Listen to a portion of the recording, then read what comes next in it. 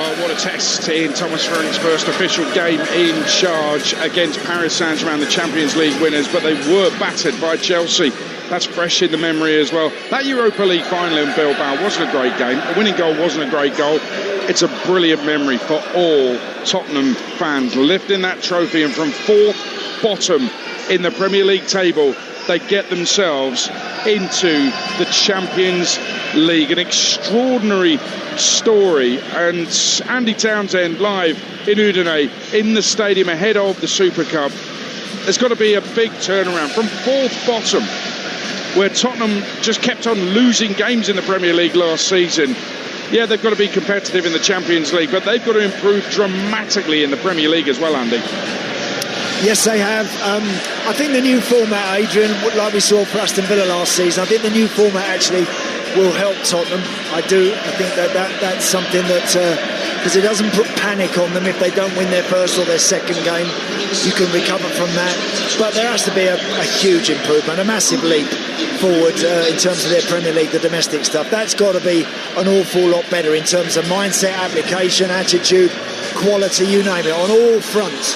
Spurs, and Thomas Frank in particular, has got to raise the bar an awful lot from what the Spurs faithful saw at times last season. Nowhere near good enough. Absolutely, lost 22 of 38 Premier League games. Yeah. When you put it up against that 5-0 Champions League final win in Munich for PSG, it's actually quite scary for all connected with Tottenham Hotspur. When you put it up against the Chelsea result against PSG, it gives Tottenham that little bit of hope. So what did Chelsea do to PSG that Tottenham have got to try and replicate tonight? I think if you remember the World Cup final, they started really bright, Chelsea, and they went at PSG. They didn't sit off and just drop into a shape and allow PSG to have the ball and let Vitinha get on it and start ticking the game over and dictating terms. Chelsea, from the very first whistle, committed people forward. And when you do that, if you get at Marquinhos, if you can isolate him, as brilliant a skipper and a player as he is and has been, all of a sudden you get him isolated, and if Kudus and Richarlison, those guys can get running at him 1v1, well, all of a sudden it's a very different proposition. So Spurs have to be brave, recognise the moment. If they turn that ball over quickly and get players forward, they've got to be brave and courageous with it and really look to hurt PSG. It's no good just trying to stay in the game, because I think as Champions League winners and as such a good side, I think despite that they've only been back 5 or 6 days, they'll have too much for Spurs. If Spurs are brave and if Spurs are courageous when they turn the ball over, get people forward, then we'll see how they handle that, because against Chelsea they look very uncomfortable at times.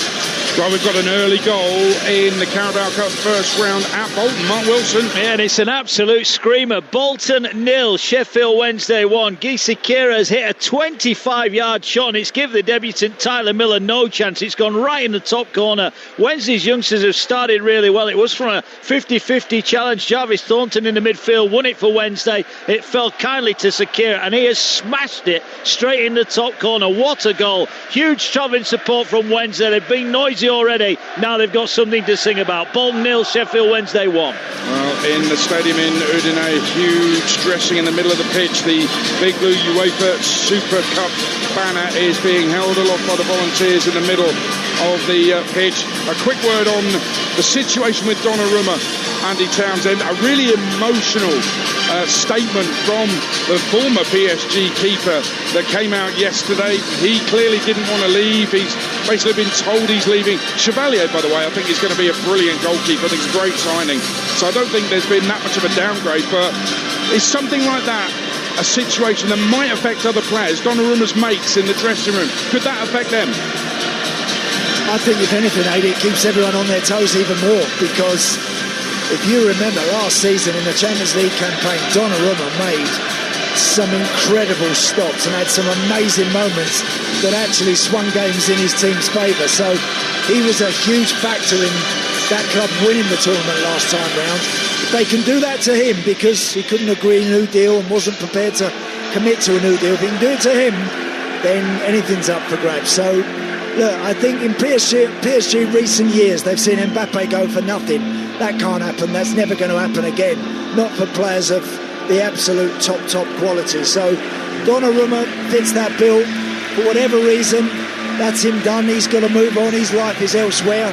Chevalier comes in. I'm looking forward to seeing how he's going to fare. But I think for all the other players, seeing what goes on, nobody's safe.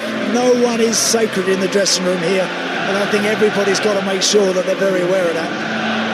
Well, there's a lot of links, Donnarumma, to the Premier League. I think that's something, Andy, we'd all like to see, right?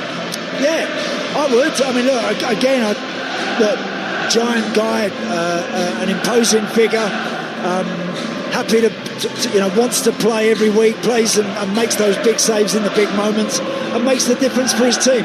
Look, that ticks a lot of boxes. That ticks a lot of boxes for United, for Chelsea, for others probably out there. So, yeah, I would have thought that Donnarumma at this stage now is going to also represent a probably decent value. I think you'll probably get him for what would represent good money, and I'd be very, very surprised if there aren't any serious bids coming in from Premier League teams. Well, what a stage that is set. The PSG fans on the right lifting up their flags. The Spurs fans have been holding their flags away to our left for a good few minutes now, building up the atmosphere inside the stadium. And I'll tell you that the PSG crest to the right and the Spurs crest to the left, those flags are already out there. But there's a banner on the pitch just in front of the UEFA Super Cup banner that says, "Stop killing children, stop killing civilians." And it's remarkable to think that in 2025 they're having to put banners down suggesting that those things might be a good idea. Absolutely incredible. It's a new look, Tottenham, with a new manager in charge, but it's a trophy won by the last guy that's got them here to the UEFA Super Cup and a chance of more silverware. But let's be frank, Spurs are underdogs as they face PSG live on Talksport. Here's your commentary team live in Italy. Former Ireland captain Andy Townsend alongside Jim Proudfoot. Thank you, Adrian, and a very good evening to you as Spurs embark on the quest for more European glory. Ange Postecoglou's famous boast that he always wins something in his second season has set up the chance for Thomas Frank to do so in his very first competitive game. And that mission brings us to Udine in northeastern Italy, an hour east of Venice, barely 15 miles from the Slovenian border, where Spurs have been before for a UEFA Cup tie back in 2008, although the stadium is very different now. The running track, sweeping curves and picturesque view of the Julian Alps are no more. The open stands of the old Friuli now replaced by a more compact affair. Three sides of a conjoined rectangle, two open corners with the original curved roof of the old main stand still its highest point above us. And this is the scene for the start of Frank's reign. Just as Ange's first game came in the immediate aftermath of Kane's departure, so Son's move to Los Angeles casts a shadow now. Frank inherits a squad who won an extraordinarily significant match in Bilbao, but who lost a club record 26 games in all competitions. Surely it has to get better, but will we be able to read too much, Andy, into what happens tonight? No, I don't think we should read that much into it, Jim. Again, we are still days away from the start of the Premier League campaign when it really matters. But look, what a great game, what a great moment for Spurs. One, to be involved on an occasion like this. And certainly they earned it the hard way by slugging it out and winning that Europa League last season. So they're here on merit. Enjoy the night, enjoy the moment. If you win, great. If you don't, if you come off second best, it's not the end of the world. It's about getting ready for what really matters at the weekend. And that's Burnley at home as far as Spurs are concerned. PSG also finding themselves back in domestic action. Bear in mind tonight is only a month to the day since they had that Club World Cup final. They got a Nantes on Saturday. They've hardly had a break at all. And only 6 training sessions for the vast majority of those starting tonight. These are the teams.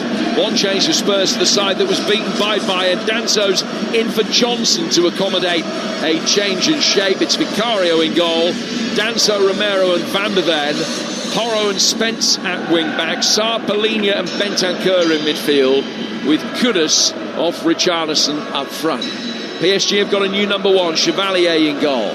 It's a back four of Hakimi, Marquinhos, Pacho and Nuno Mendes.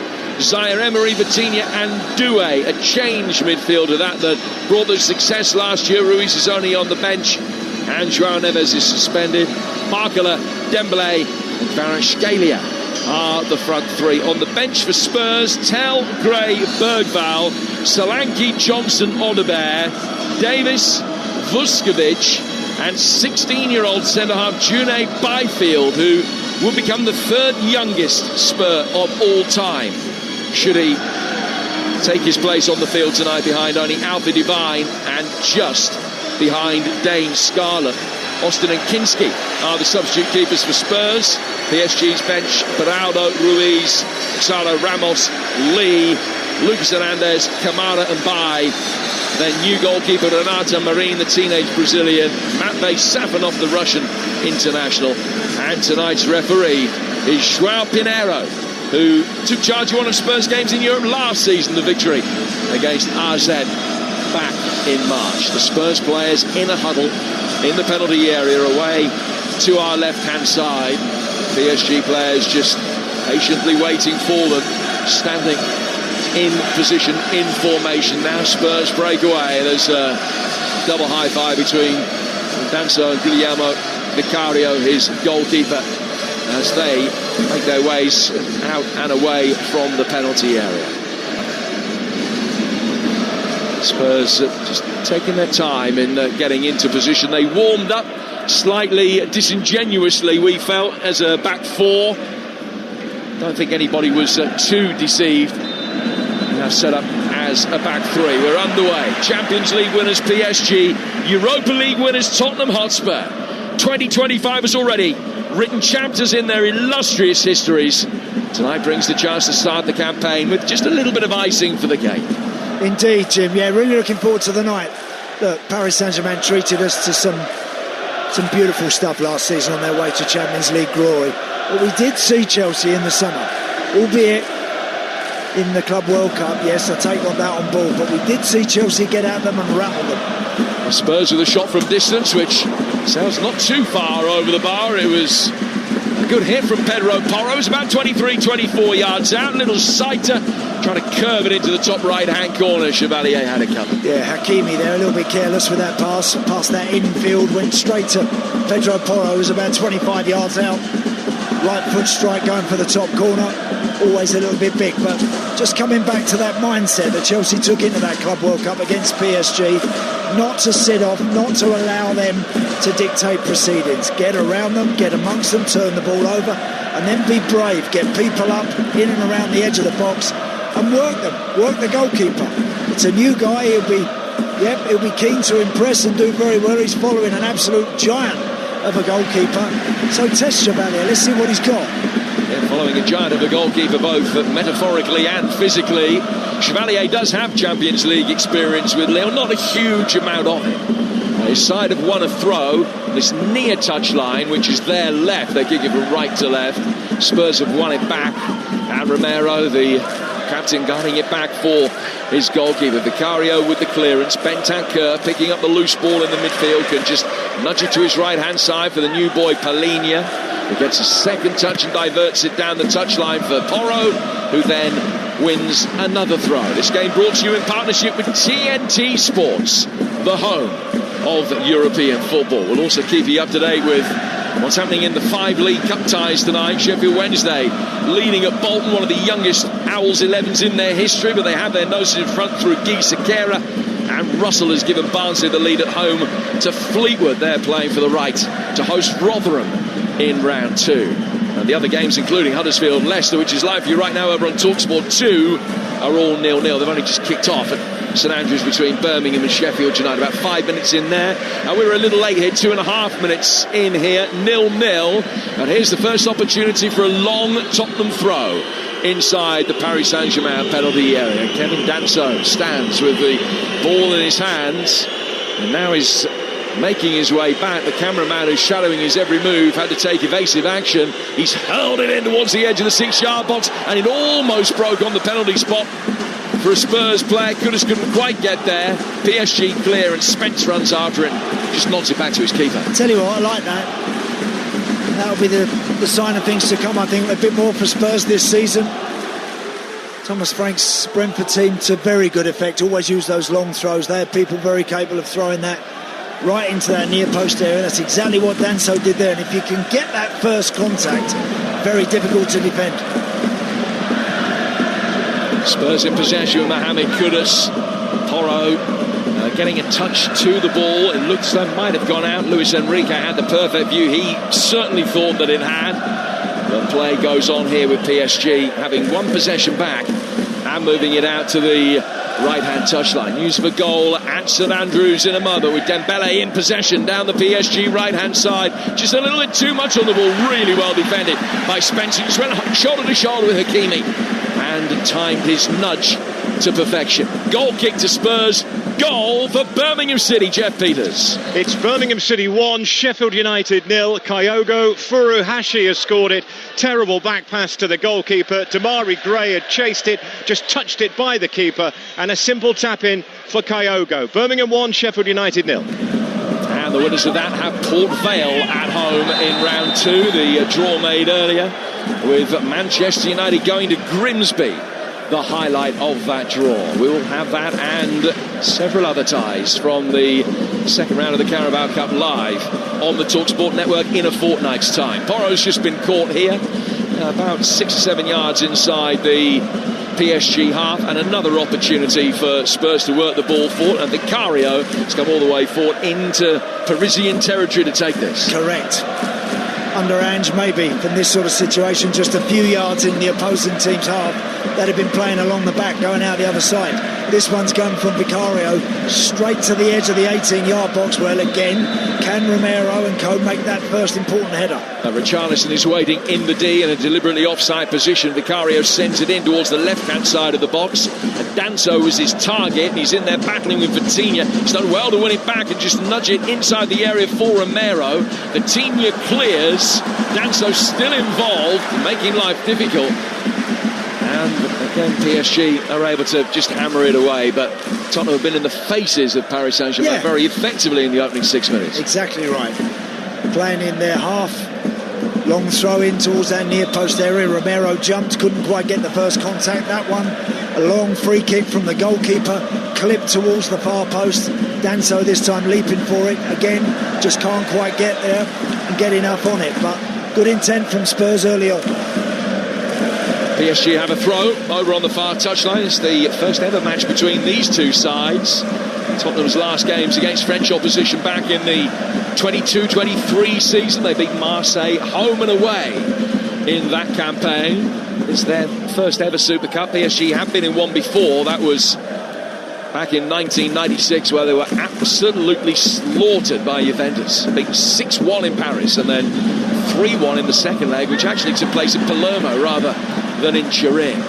This one here in Udine, in northeastern Italy tonight, with Spurs in possession. Still a stiflingly hot evening with Richarlison working the ball through the midfield. Kudus taking a touch, forced to go back inside his own half, and then he's given it away with a sloppy pass from the outside of the boot that he's trying to curve into the path of Kevin Danso, but he sent it off in the wrong direction. It's gone out of play for a cheap throw. Yeah, unlucky actually. Worked the ball quite nicely off the left side there, Spurs, and then gave it away unnecessarily. PSG tonight, of course, no Fabian Ruiz, no João Neves, so a different look for them with Desiree Doué alongside Vitinha and Warren Zaire-Emery in the middle of the park. Very different. Doué playing on the left-hand side of the midfield three. That was something that we saw occasionally last season, not too often. Barkla playing on the left and Kvaratskhelia on the right. So PSG playing with the wingers the other way round to how they often played. They have possession at the back with Marquinhos, veteran of very nearly 500 PSG games now. Vitinha, the former Wolverhampton wanderer, so elegant in possession. He's just got his right foot underneath the ball and clipped it down to the left-hand side for the aforementioned Bradley Barkla, who turns towards the edge of the penalty area. It's played in beautifully, shot on the turn from Kvaratskhelia, and he's dragged it just wide. That was PSG's best move of the game. Barkla into the feet of Zaire-Emery, the teenager, turning beautifully, but the snapshot some way off target. Really good play though, wasn't it? Lovely one-touch pass in there to finally arrive at the feet of Kvaratskhelia, who had his back to goal, about 8 yards out, just slightly on the angle, just tried to turn and hit it. Not really in the best position to work Vicario, and it came to nothing. But really nice build-up play. First bit of kind of clever interplay we've seen from PSG. We're 8.5 minutes in. It's 0-0. Interesting that Spurs have gone with the back three. I know we talked about it in the build-up to the game, Andy, but it was a notable feature of Thomas Frank's first few years at Brentford. Not so much last year, where they had defensive injuries and were forced pretty much to play a 4 most of the time. But when everybody was fit, he liked to play a 3 against the real blue chip opposition. As Barker tries to find his way through here, and 2 of the Spurs contingent have clashed with each other, and Polina's just got kicked in the face by Danso. Yeah, he has, yeah. Just an unfortunate coming together there, but it's good play from Bradley Barker. Bobbing and weaving and stepping inside onto his right foot off the left side for PSG, and he just drew Danso towards the ball, and Paulinho, and the 2 white shirts clattered into each other. Both back up on their feet, that's good. Yeah, possibly actually a hip to the face rather than a boot. He's okay, Paulinho. Just going back to that point about formation, so it looks as though it's something that we will see. I would imagine that Spurs will play with a back 4 against Burnley on Saturday, but they will play with a 3 against the sides that are going to have the majority of possession against them, seemingly. Indeed, Jim. And if you think about Wissa and Mbeumo, Ivan Toney when he was there, there's no point in having good players like that at Brentford without getting the ball to them. And I think Thomas Frank's philosophy is going to be pretty similar here. When they can, get it forward. Don't be afraid to put it in the box over distance.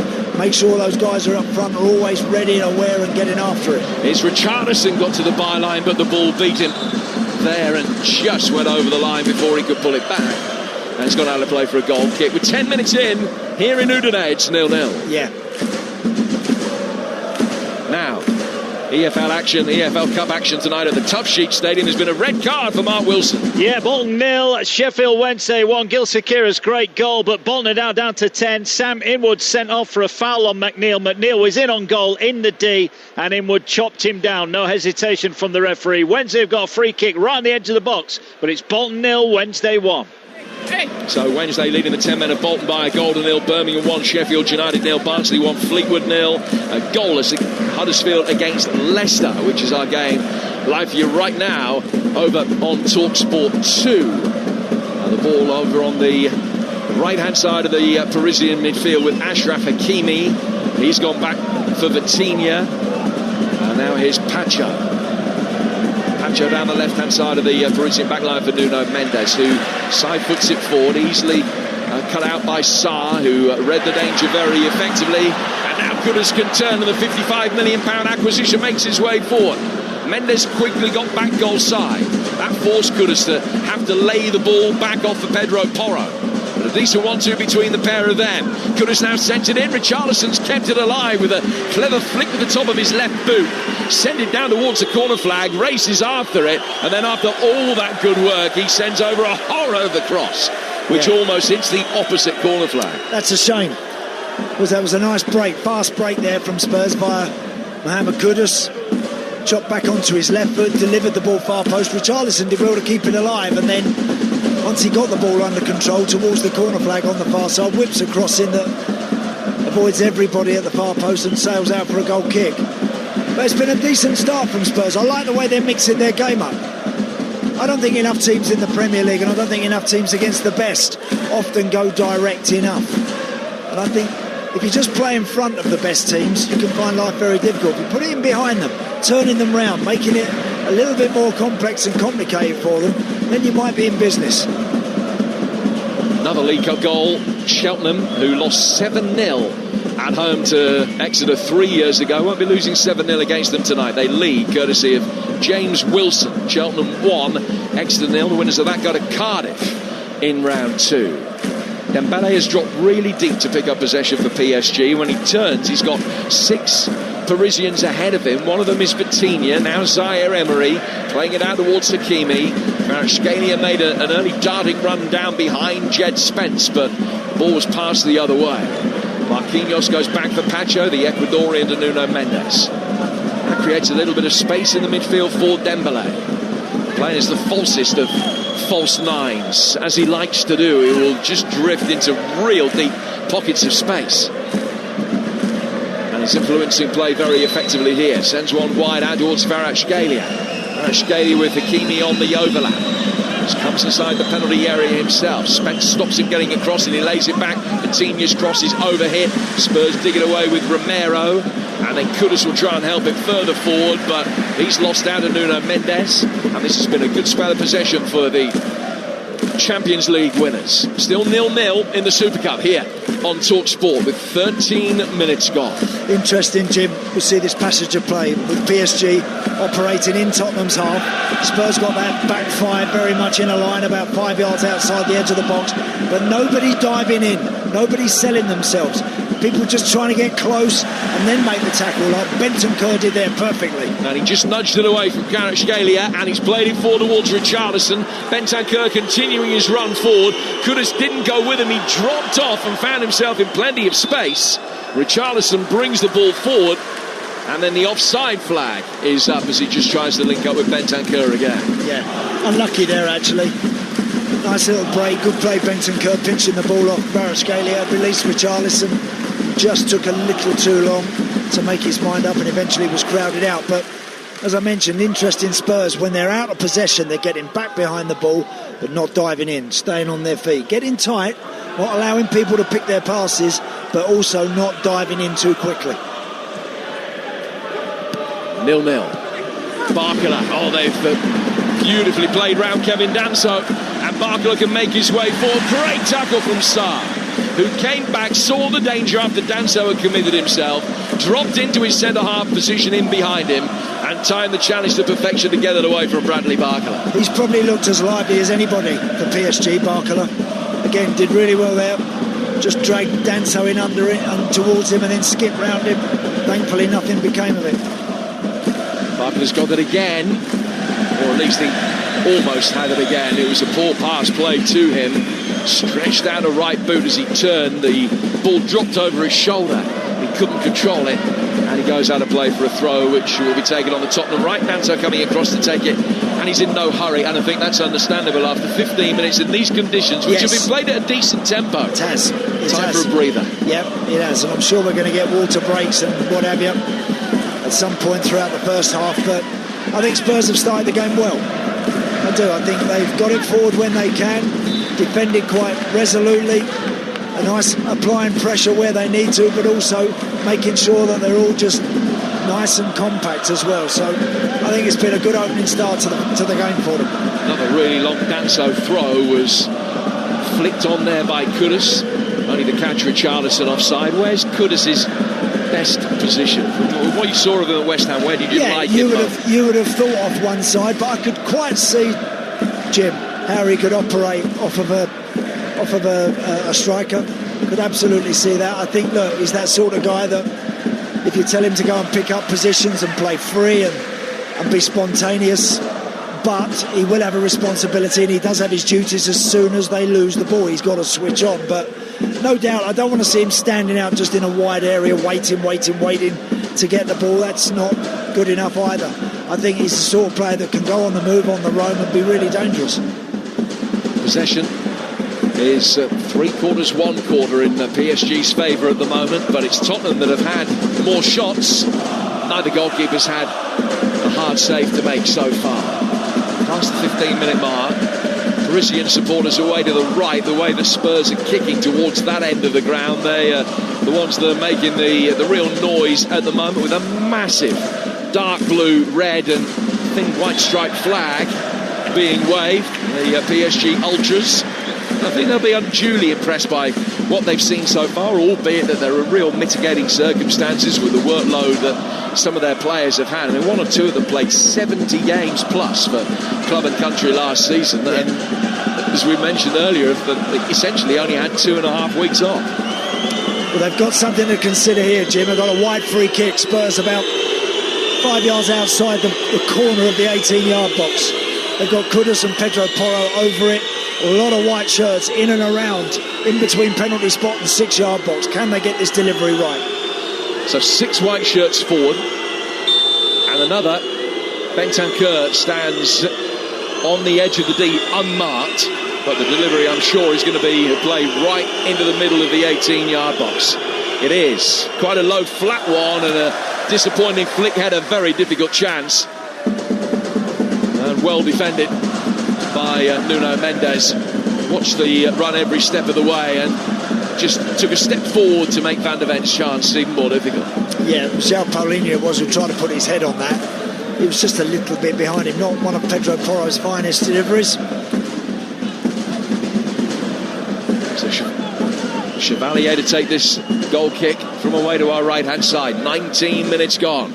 But another goal at the tough sheet. Mark Wilson. Yeah, equaliser for 10-man Bolton. Cross from the left-hand side. Jody aside 2-2. The only player to keep his place from the weekend. Diving header, brave header at the far post. He levels it up. Bolton 1, Sheffield Wednesday 1. So one apiece there. Bolton down to 10 men.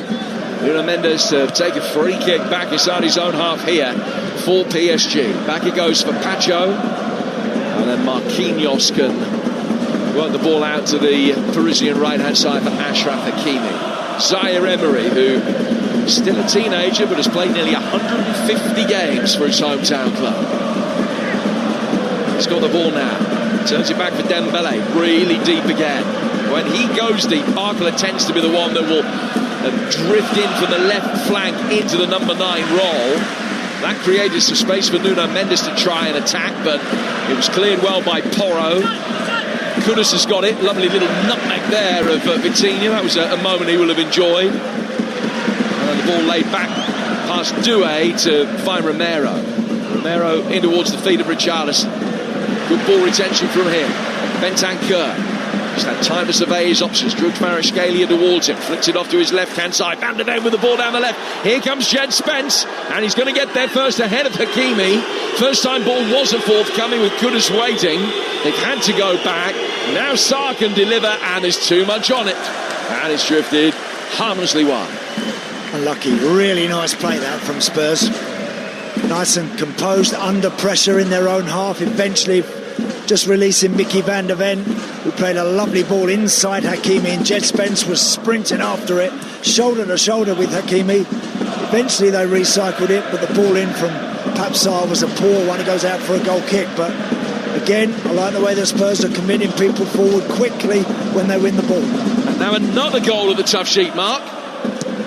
Sheffield Wednesday's 2 straight from the kick-off. They go at the other end. Ball breaks in the box. It fell kindly to Ike Ugbo. Took a step, picked his spot, found the bottom corner. Bolton 1, Sheffield Wednesday 2. So the 1991 winners back ahead. Bolton 1, Sheffield Wednesday 2. It would be Sheffield Wednesday at home to Leeds in round 2, which would be some time. Long way to go, yeah. Ball is with Desiree Doué in the midfield for Paris Saint-Germain. It's 0-0 as we approach the midway stage of the first half here on Talksport. And these are the thoughts of Andy Townsend. Yeah, quite noticeable. PSG, I think, are well behind Spurs with the legwork. Kvaratskhelia has hardly had a kick so far. Ousmane Dembele is having a drop very deep to just get involved at all. Barkler has been their sharpest player. Here he is again. And he'll chase down towards the corner flag and get on the end of the Dembele pass. He then lays that back to Doué. Doué's ball through the midfield is recycled intelligently by Zaire Emery, and then Vitinha got caught late by Kudus. And PSG have got a free kick 10 yards inside their own half. Kudus, the first player to be spoken to by the Portuguese referee João Pinheiro. PSG take the free kick and actually take it from the wrong half of the field. They could have taken it about 15 yards further forward than they did, but they've worked it intelligently out towards the right for Hakimi.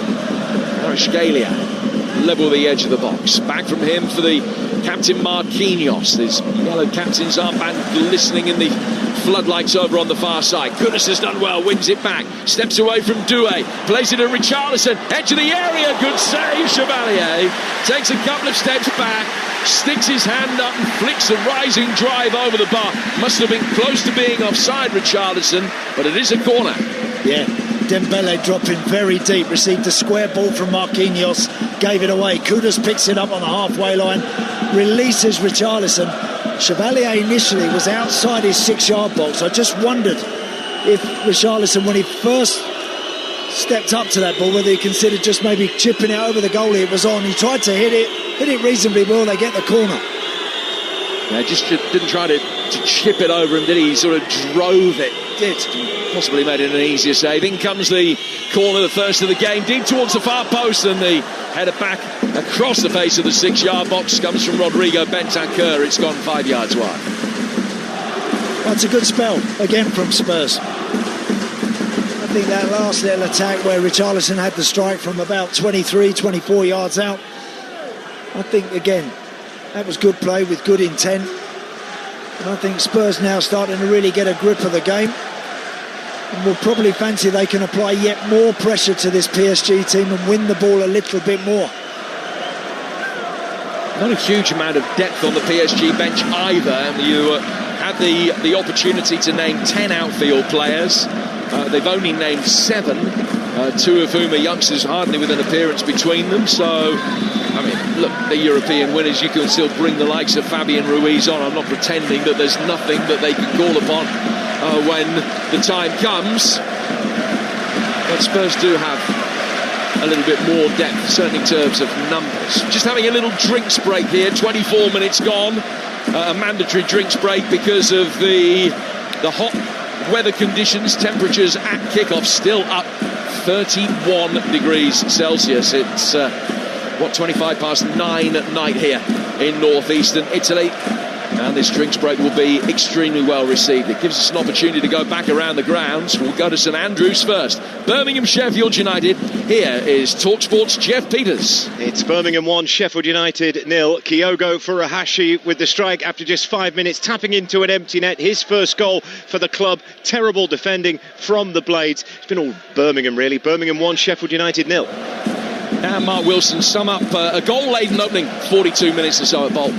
Yeah, Bolton 1, Sheffield Wednesday 2. Wednesday in front, Gil Sakira, wonderful 25-yard shot into the top corner. Sam Edward was sent off for bringing down McDill, professional foul. That was at 1-0, Bolton down to 10. They equalised Osei at 2-2, heading in close range at the far post. But then Ike Ugbo went up the other end and passed a beautiful curling shot into the back of the net. Bolton 1, Wednesday 2.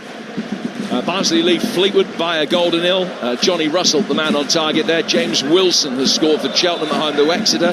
Lead 1-0. And our live game over on Talksport 2. Right now, again, a choice of listening on the Talksport network tonight. It's Huddersfield, Leicester, and it is still 0-0. We're back underway after the drinks break. PSG in their traditional kit of very dark blue with the red central stripe. Classy looking kit. They kick it from right to left, and they're in possession with Chevalier inside their own penalty area. And Spurs setting the white shirts after them, pressing from the front with really good intent, Andy. Yeah, man for man in the middle of the park, going really tight and making sure that any pass played into a blue shirt is put under pressure immediately. Kevin Danso did really well to win the ball back and very nearly forced the corner out of Pacho, who just adjusted his feet in time to keep his balance and flick it away. It's out for a throw that'll be taken on the Tottenham right with Danso, about 6 or 7 yards from the corner flag. 0-0, 26 minutes gone. Bentancur again waiting on the edge of the penalty area for likely seconds. Richarlison peeling away towards the back post. Sarr is there as well. Danso arches his back, hurls it in towards the edge of the 6-yard box. It's a Parisian head that knocks it away, only as far as Bentancur, who dropped off, lays it back for Danso. Right-footed delivery with his foot, not as good as his throw, not quite as potent, and Paris can deal with that one as well, forcing Bentancur to go all the way back for Vicario. PSG pushed out as a result of that. Porro tried to make a run from deep to get around the back of Nuno Mendes. A little bit of wrestling going on between the pair of them, and Nuno Mendes has done really well to win that back. Now Pacho will find his goalkeeper. Chevalier just had the time for the second touch that he needed, and he's got it forward to Bradley Barcola, who's closed out really quickly there. And he's got it away, and the net result of all of that is a PSG throw. Yeah, he did great there actually, Chevalier, the PSG keeper, because the ball went back to him and he was by his left-hand post and it was on his right foot, and he's had to hit it very, very quickly out to this left side where Barcola was waiting, and he did it perfectly, sort of drilled it out to him, but he was immediately put under pressure. But they say, Jim, very useful with his feet, Chevalier, and there was a good example of it there. Very useful with his feet and better with his feet than Donnarumma is the general consensus of opinion, I think, amongst those that have seen an awful lot of the pair of them.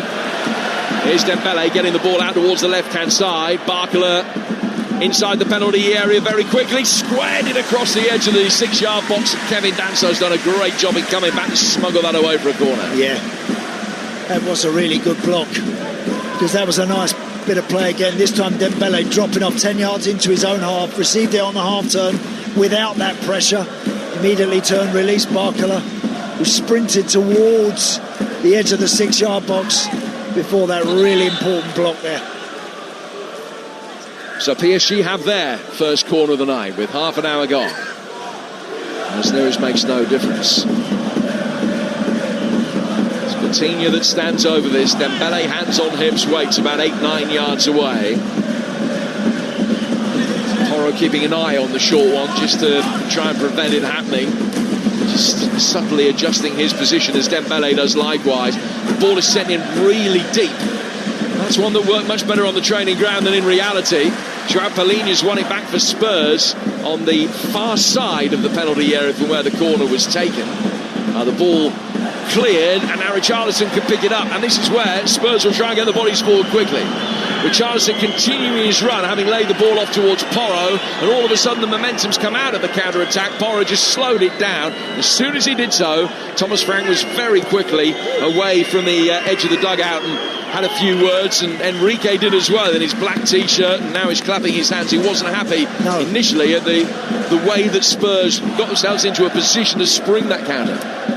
I totally understand that, because Pedro Porro, it's unlike him, because usually he always wants to look forward, get forward, deliver something in the box. Well, on that occasion there, he had Richarlison, who made a great run in front of him, just roll it to him down the line. He didn't want to do that, hung on to it, and eventually just wanted to slow the game down, give his team a breather, when really there might have been a chance to make something happen.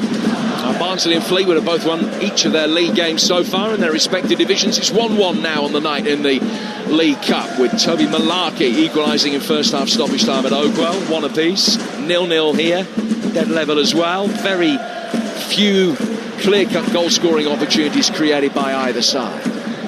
PSG have got the ball with Pacho, had a wonderful first season at the Parc des Princes.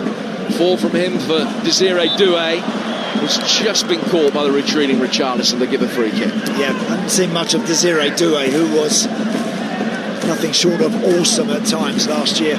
Whenever we watched him, Jim, you and I, in all those Champions League matches where he was just so good, so effective, often a match winner, just not quite up to speed, and he's in that midfield slightly withdrawn position. The ball is chipped over the top down the right-hand side for PSG now. Laid back by Hakimi, given away straight to Sarr. Chance for another counter-attack release there would have been had Sarr played a better pass. He saw Kudus ahead of him. He gave him no chance of being able to get on the end of it. It was great vision to read what was going to happen the first time of asking Sarr, but he let himself down with the execution of the subsequent pass. Then Kudus is in very strongly after Zaire Emery fell over the ball. Can Sarr produce a better pass this time? Yes, he can. Works it to his right for Porro. Porro sends one past Sarr, out to Kudus. Spence on the overlap. Oh, he's done well sliding in, pulled it back, but Vitinha's there to clear. Looked as though Spence had overrun that, very cleverly got himself back in possession inside the penalty area. Then when PSG clear, Spurs win the seconds and can come back again. Bentancur to his right for Kevin Danso. 13 to go to half-time on Talksport at 0-0. Porro, ball inside the penalty area. Pacho left it. Falls from Richarlison to Kudus, who drilled one in right-footed. It was then blocked by Marquinhos, and PSG survived. Yeah, again, really good play from Spurs. That strike from Kudus. It was Pacho threw himself in front of it to block from about 22 yards out.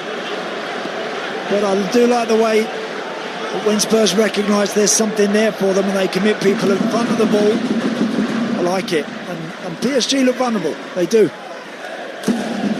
Zaire Emery getting the ball forward now towards the Parisian right for Kvaratskhelia.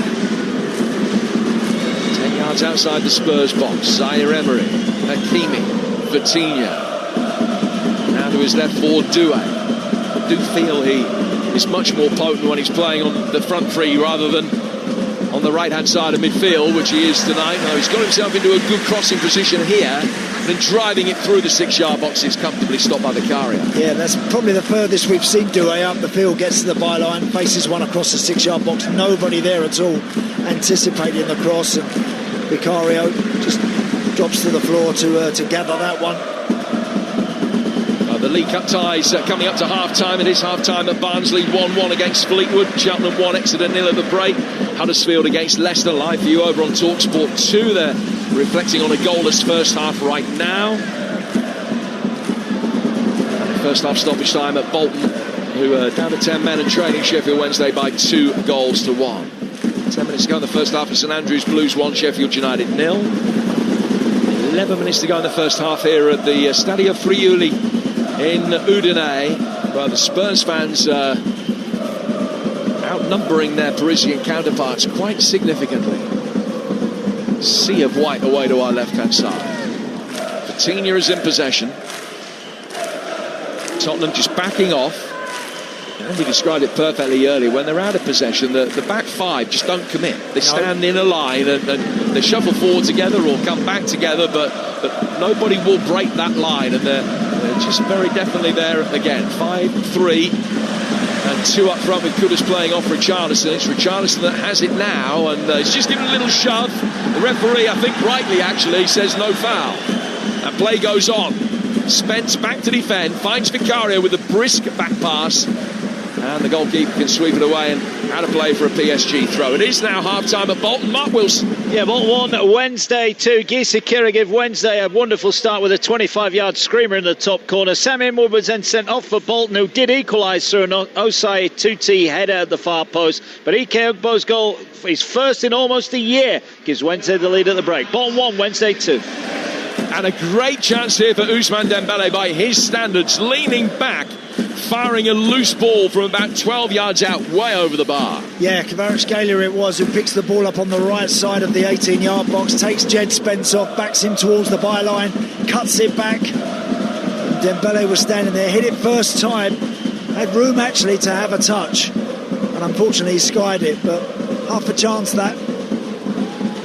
Scored the winners at the Emirates and Anfield in the Champions League last season. Dembele, 35 goals all told. He comes into this having scored 30 in his last 36 appearances, although he did actually have a very barren run by his standards late in the season. PSG back defending and have done so really well. Hakimi tracked a long, Vitinha, I beg your pardon, tracked a long way back to shadow a run from Bentancur. Marquinhos, loving what he saw, was full of visible appreciation for him. Marquinhos lays the ball back for Chevalier. Chevalier to the left-hand side of the back line. Nuno Mendes. Little shove on Barcola from Kevin Danso. The ball has gone out of play and it's a throw to PSG on their left. 9 to go to half-time. 0-0. Premier League action coming your way on Friday. The Premier League starting only with us. Friday night, it's Liverpool-Bournemouth. Joe Shannon and Dean Ashley, new commentary team at Anfield this Friday on Talksport. And then our first Saturday lunchtime game, Villa-Newcastle. 12:30, 11 o'clock build-up. Game day live for a 12:30 kickoff. Now, Zaire Emery near the edge of the D, knocking it to his right-hand side. Hakimi lets fly. It's very well blocked. Almost at point of contact from João Palhinha. Spins away off him and goes down towards the corner flag, just the right side of the corner flag from a Tottenham perspective, for a throw. Throw which has been taken quickly. Kvaratskhelia peeling away from the edge of the penalty area. Zaire Emery's waiting on the edge of the D. Ball is laid back instead for Vitinha. Knocked square across the PSG midfield, out towards Nuno Mendes. Bentancur is in there strongly, sticks a foot in, wins it back. Kudus to Porro. Porro just tries to disguise a pass down the touchline for Kudus. Kudus again battling with Nuno Mendes, right in front of Luis Enrique, whose hands were up by way of protesting his man's innocence. And I think the second foul from Nuno Mendes is the one that the referee has pulled back. There's a free kick to Spurs. Great little battle that. Both Kudus and Nuno Mendes really going for it. Desperately trying to win possession for their team, and Kudus standing really strong. In the end draws the foul. which again, Vicario roughly on the halfway line. Was it a yard inside PSG territory? The goalkeeper, the Spurs goalkeeper's got the ball at his feet. The big guys have gone up, it's going far post, and you're looking for that second ball.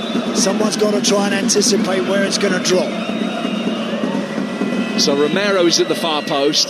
Danso's up there as well, sent in that direction, unashamed, painted by numbers to work it inside the penalty area. It's all about what happens now. Chevalier flicks it onto the bar, only for it to come down inside the 6-yard box from Mickey van der Ven. Spurs lead in the Super Cup by a goal to nil. And it's Van der Ven who made an extraordinary goal line clearance in Bilbao that got Spurs over the line. He scored first tonight. Great save from Chevalier to tip the initial effort onto the bar. Van der Ven was there, and Spurs lead the European champions by a goal to nil. Yeah, and I think they deserve it. Overall, I really do. And I like the way that they are causing PSG problems by putting the ball in the box, asking people to jump, to head it, to compete, and then get on those second balls, anticipate where it's going to drop. And PSG never look comfortable in dealing with it. First, Marquinhos manages to get something on it. The goalkeeper, I think, denies Paulinho before Mickey van der Ven just strokes it into the far corner.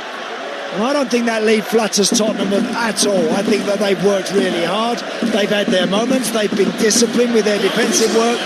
They've always carried a bit of a threat. And I love the fact that they're prepared to go direct and put it in the box. Well played. Well, the goal is being checked still. There was one moment, Jim, as soon as the ball was struck, whether or not there's a potential offside. I think Van der Ven was good, but just one little moment. Yeah, no, it counts. It counts. Spurs lead.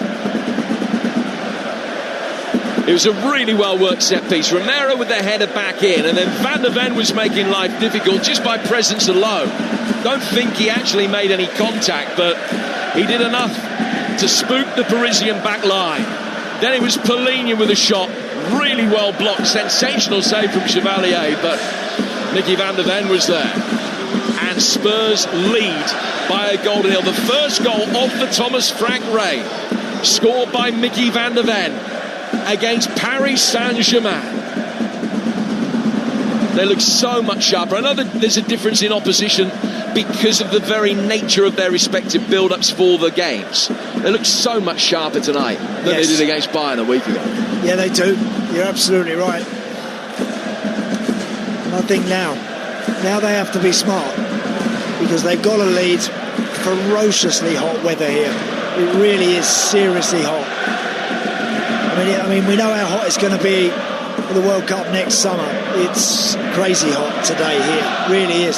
So now they have to be smart, make sure that they get back behind that ball, which they've done really well. Clearly you can see a Thomas Frank message, Jim. When they get back behind the ball, nobody's going to ground, nobody's putting themselves out of the game, nobody's jumping into tackles where they don't need to. They're just all applying pressure, but staying compact and staying on their feet. Nuno Mendes plays the ball down towards Barkler. The tail of the tape is really interesting. I'll give you the stats in a moment, but Barkler's made his way through. He's got past Porro, and he's won a corner as Danso comes back in conjunction with Paulinho. Between them, they got it away. Yeah. 70-30 possession to PSG. 8 shots to 3 in Tottenham's favour, and they've had all 3 on target. But I think a lot of that 70% that PSG have had, I think has been on the halfway line or in their own half. Vitinha getting on the ball, taking it off of Marquinhos' toes. I don't think it's been effective possession, I just think it's been numbers. Vitinha taking the corner, working it short. They've got another corner as Doué's effort from the edge of the penalty area deflects away. So a third PSG corner. We've played 42 minutes. Spurs have had the lead for the last 3 of those. PSG 0, Tottenham Hotspur 1. Ball that'll be taken over on the Parisian right. Vitinha with it. Barkler waiting on the edge of the 6-yard box. It's worked short, a little bit too easy the way that they were able to play back towards Dembele there. And then Richarlison read the situation. Shepherds the ball over the line, and as he does so, there's just a little celebratory G-up of the Spurs fans behind that goal. 1-0 they lead. UEFA Cup winners in 72 and 84, and Europa League winners in 2025. They've got a Cup Winners' Cup to their name as well, and they beat Atletico Madrid back in 1963. Qualified for the Super Cup in 85. It wasn't held that year, so this is their first ever Super Cup. And is it going to be a 5th European trophy in 7 finals? Finals in inverted commas as far as this game is concerned, obviously. Porro going up for the long clearance from Dikaria. Kudus chesting it down. Bounces just in front of Porro. He hooks it over his right shoulder towards Richarlison, who may have been close to being offside. Well, it was close to being offside. The assistant referee, well placed, said he was on. Kudus is nowhere. He's got the better of Pancho. Stands it up towards the far post. Too much on the cross for Spence.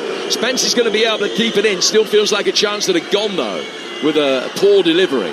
Something more potent there for Spence to attack from Kudus, and could have been more PSG problems. Bentancur makes his way forward. He's got a throw at 10 yards from the corner flag. In the last minute of the first half, there's going to be a fair bit added on.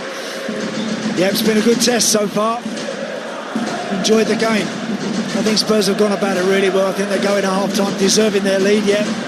Others will point to the amount of possession that PSG have had, but how many times has Vicario had to get his gloves on it? Hardly at all. Hardly at all. So Spurs just got to make sure they see this through to half-time. One last chance maybe with a long throw here, Jim, to wind it in towards the near post. So Kevin Danso again, standing with the ball in hand, is over on the left-hand touchline this time. There's more loop on this throw than the previous ones, and as a result, less distance. It's played back out to him. Spence from 35 yards out. 1 minute of added time only. Ball inside the box, headed on by Richarlison. Flying header by Kudus off the post. And it was so nearly two. Actually wouldn't have counted. The flag was up. Richarlison with the initial effort, and Kudus instinctively just threw himself at it. Diving header, it brushed the inside of the right-hand post, but the flag was up. Yeah, unlucky. Every time they put the ball in the box and they've got guys really competing for it, you just sense something might happen. PSG don't look altogether comfortable dealing with anything, whether it's a long throw, a wide free kick, just a standard delivery into the box. If there's a white shirt under it, they're almost favourite each time. It is half-time at St Andrews. We'll get details very shortly. We've only got a matter of seconds left in the first half here. And it's a PSG free kick in their left-back position, down by their own corner flag. And Thomas Frank just rubs his right hand through his hair, a little bit frustrated at something that he's seen, trying to get a message across to somebody in conjunction with Justin Cochran down there. But the half-time lead is Tottenham's. It's Mickey van der Ven with the goal. Spurs have been excellent. Not seen an awful lot of the ball, but that's by design. Mickey van der Ven with the goal. His arm would have been in an offside position. Obviously his arm not significant in those calculations, and as a result the goal stood. Chevalier will feel really hard done by. It was an outstanding save from Polinia, but Van der Ven's predatory instincts have given Spurs a half-time lead. They're ahead in another European final, Adrian. Spurs 1-up, Birmingham 1-0 up here at half-time. We'll get the download on the 45, lowdown on the 45 minutes from Jeff Peters shortly. But Andy Townsend, some really good stuff from Spurs. I know that they haven't had most of the ball. They've had about 30% possession, but they've actually done really well with the ball when they've had it. They have, mate, yeah. And I think the players are enjoying what they're doing. Honestly, I think that they feel that it's something that suits them. They've got willing workers in Richarlison and Kudus up front to run and chase and try and pick up something that's not always coming at them in the best fashion. I think the three in the middle of the park are keeping the ball nicely but applying pressure. Whenever Chevalier is trying to roll the ball out from the back for PSG, rest assured Bentancur and Sarr and Paulinho are real tight to those PSG midfield players, which then forces them to go long, and then Danso's a giant up against Dembele, so they're able to pick the ball up quite quickly. PSG have got Doué, Kvaratskhelia, Dembele not really at it. They just physically don't look like they've got enough in their tank. I expect changes from them, but excellent stuff from Spurs. You can only You can only combat what's in front of you, and I tell you, they've gone about that very well. Well, the Spurs players, really interesting at half-time. Spurs players all got together in a group and kind of walked off together. It's like they're as one. You just said there, they seem to be enjoying the way they're playing. Yeah. And they seem to be together as a group as well under Thomas Frank. They certainly do. And I think that what we saw, particularly last season under Ange, we saw Spurs always looking dangerous attacking, but then looking vulnerable and wide open at times when teams were coming at them. What you're seeing from Thomas Frank, and have a look in this second half, is that whenever PSG have got the ball, Spurs very quickly get back behind it, but they stay on their feet. And that's very important, because if one of you tries to go and pinch the ball and you miss it, or the opposing player goes by you, then all of a sudden that means someone else has got to come out to the ball, and that's when you can get picked off. So they're showing great discipline, great belief in what they're being told what to do. And I think at the moment Spurs look very well suited to the job they're trying to achieve. Well, it is a Thomas Frank side. Let's have a deeper dive. Jim just gave you the stats on possession and the amount of chances that Spurs have had, but let's give a deeper dive on that. 30%, less than 30% possession overall from Tottenham Hotspur. They've had more than twice the number of efforts. They've had 3 on target. PSG haven't had an effort on target yet. And how about this for a stat, Andy? Total touches in the opposition box. Spurs have had double the number, 14, that PSG have had. I mean, the stats back up. There's a way of playing without the ball, and Thomas Frank seems to be nailing it tonight. And what they're doing, the reason why those numbers in the last third are particularly strong, Aid, is because if they get a wide free kick, it's coming in the box. Vicario has hit 2 from the halfway line into the opposing 18-yard box. Kevin Danso has launched a couple of serious throws right beyond the near post, where Romero, Van der Ven and Sarr and everybody are piling in after it. And I'll tell you what, that's not easy to cope with. Never straightforward to cope with. Now, when you do that sort of stuff, and believe you me, I know very well from my days with Big Jack and Ireland that sort of stuff, how effective it can be. It can also be a bit hit and miss. So there will be times when it would appear they're almost giving the ball away a little bit unnecessarily. But you have to believe that when you put the ball in there with a bit of quality, people, if they make that first contact, then anything can happen, honestly. And I think Spurs have done that really well. Really, really well. Let's have a look at the goal then. You talk about Vicario banging a ball into the box. That's what happened with the goal. The free kick was actually in the PSG half, so he's come all the way out of his goal to the opposition half to take the free kick, launches it into the box. They win that first ball, header goes into the box. Palhinha's shot produces a brilliant save. It's a world-class save from Chevalier. He's a little bit unlucky, but Van der Ven's reactions, I mean, they might as well put him at number 9. And also, you see, because they've got numbers in the box, because they don't know what they're doing. Once the goalie steps up to take that free kick and the big guys go forward, all of a sudden Spurs have got 6 maybe in the box. So, and Danso's a giant. Romero, when he wants to head it and go after it, he goes for it, he means it.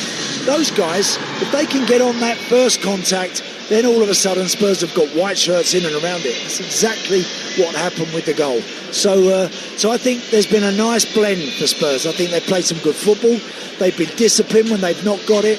When they've had it, they've tried to break and they've tried to play, but also been direct a bit at times, mix their game up, put it in the box, and I love it. I don't think enough teams do that in the Premier League. I don't think enough teams do that to the very best of opponents. Whenever you do that, you're giving them a problem. You're giving them something to think about. And Marquinhos and Pacho, brilliant as they are, haven't always been able to deal with it here. OK, just a quick one on the Spurs way, though. We know Mourinho, Conte, Nuno, all lost their jobs at Spurs because of the way they play. Now, it's OK if you beat PSG and win a trophy. Ange won the Europa League by playing a very negative way. But over the course of time, over the course of a season or 2 seasons, is this going to wash with the Spurs fans? Well, look, because I think it's different. I think Thomas Frank is a very different personality to what Mourinho was and to what Antonio Conte was. Serial winners, those guys. And they wouldn't bend, they wouldn't accept anything other than absolutely what they wanted and what they totally believed in.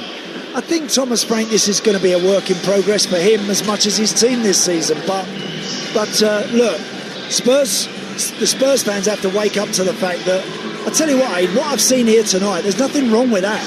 That's exciting. There's nothing disappointing about the way they're going about what they're doing here.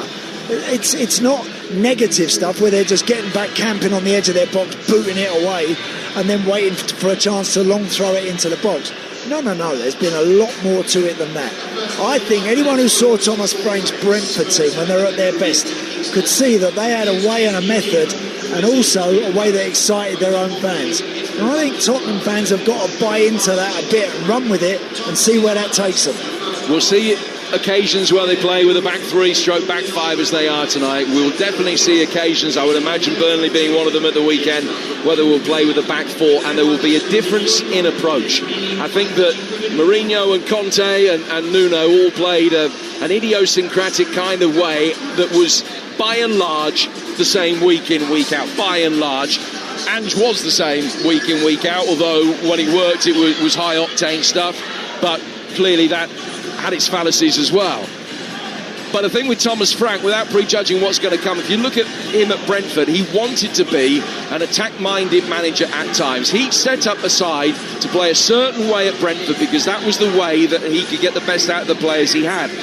With no disrespect, he's got players that are on more money, that have cost more money, and consequently you'd have to say are probably better players at Spurs than he had at Brentford. So he will try and be a more adventurous coach and play a different way. What I understand from people who know Thomas from his time in Denmark and who've spoken to him at length throughout his time managing Brentford is that his philosophy is not what he is pigeonholed as having produced so far. He has a more attack-minded philosophy than that, and I don't think that he will see this as anything other than a way to win this specific game. This isn't the blueprint, I don't think, for how Spurs are going to play week in, week out. And you can come back to me at 5 o'clock when they've gone 7 behind the ball on Saturday at home to Burnley and lost.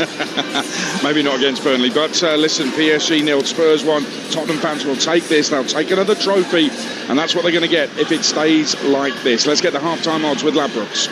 Odds update on Talksport with Ladbrokes. You build it, we give you a free bet for the first 3 weeks of the Premier League. That's Ladisfaction. 18 plus gambleaware.org. So half-time in Italy, PSG 0, Spurs 1 for the latest odds. Head to Ladbrokes, where right now you can get PSG 13-5, the draw 11-5, Spurs are evens. Next goal scorer odds, Dembele 9-2, Doué 7-1, Kudus 16-1, and especially either team to win 2-1. That was 5-2, it's now 3-1. That's the latest odds with Ladbrokes. 18 plus gambleaware.org. Odds update on Talksport with Ladbrokes.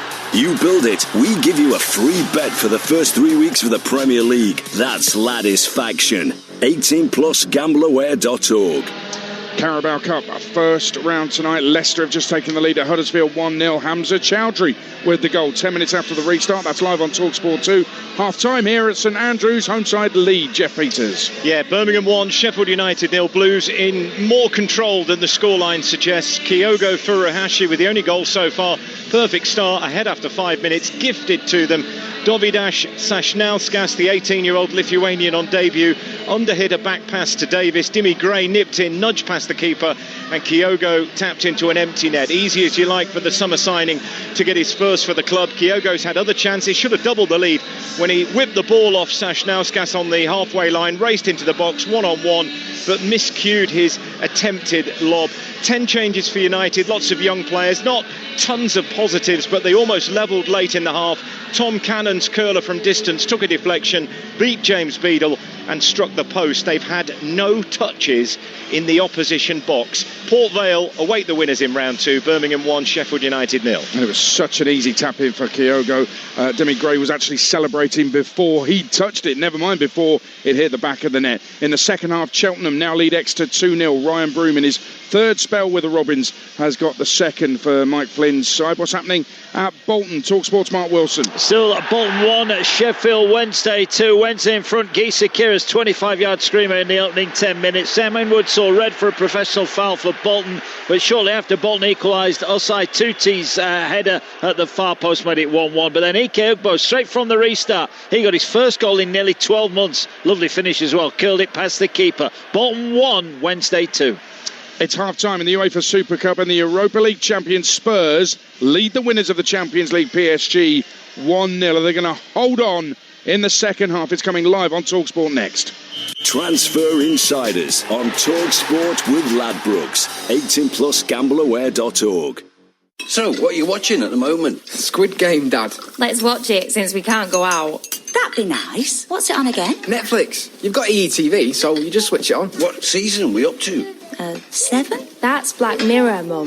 And what about the kids? Don't worry, they'll watch Unicorn Academy for the 100th time. Switch on Netflix with EETV. Plus change up sports and entertainment. It's TV with the ultimate flex for the whole family. EETV requires EE broadband. Separate 24-month contracts for TV and broadband. Content may vary. Time supply. Ah, the White Cliffs of Dover. Ancient and unchanged. But hello, a green cliff. That's a bit different. That'd be like the Irish ferries bit. The friendly, welcoming, getting you from Dover to Calais for less than you expected bit. Plus a pet lounge. And if you book direct, we'll even treat you to a free pint of the black stuff. 0 alcohol, of course, to raise a glass to your trip to France. Irish ferries. See travel differently. T's and C's apply. What a goal, what a game. Kick-off with Adrian Durham. Well, it's every Gooner's worst nightmare. Spurs lead in the Super Cup in Udine. We'll be back to our commentary team in the stadium very shortly. They're 1-0 up. Second half coming up live on Talksport. Tonight's game brought to you in partnership with TNT Sports, the home of European football. Tomorrow morning, our pundit and former Liverpool, Spurs and England midfielder Danny Murphy will be speaking exclusively to Liverpool manager Arne Slot. Make sure you tune in to Talksport throughout the day to hear the exclusive interview, Danny Murphy with the manager of the champions. And from 4 p.m. on Drive tomorrow, make sure you join Andy Goldstein, Darren Bent, Gabby Agbonlahor, Jamie O'Hara, Jason Cundy, plus fans from all 20 Premier League clubs as they build up to the new Premier League season. Let's get back to Italy. Spurs 1, PSG 0, live from Udine with your Talksport commentary team, former Ireland captain Andy Townsend, alongside Jim Proudfoot. Adrian, thank you. Well, PSG are out for the second half already. We're still waiting for the re-emergence of Tottenham, although Thomas Frank has just made his way out of the tunnel now, down beneath us to our right-hand side. Spurs players coming out to follow, lining up with Vicario in goal, the back three of Danso, Romero and goal scorer Van der Ven. Porro, Sarr, Palhinha, Bentancur and Spence, and Kudus off Richarlison up front. PSG, no sign of any changes for them. Chevalier, Hakimi, Marquinhos, Pacho and Mendes, Zaire Emery, Vitinha and Doué, Barcola, Dembele and Kvaratskhelia. Well, one of the issues for Luis Enrique will have been how to try and get Doué and Kvaratskhelia into the game at all. Spurs have denied that, but I think circumstances gone a long way towards denying it as well. But it's been a problem as far as PSG are concerned. Yeah, it has. They're so influential, those guys you just mentioned, but not really been able to get involved in the game. Bradley Barcola has been their biggest threat down their left side. Once or twice he's put Danso under pressure.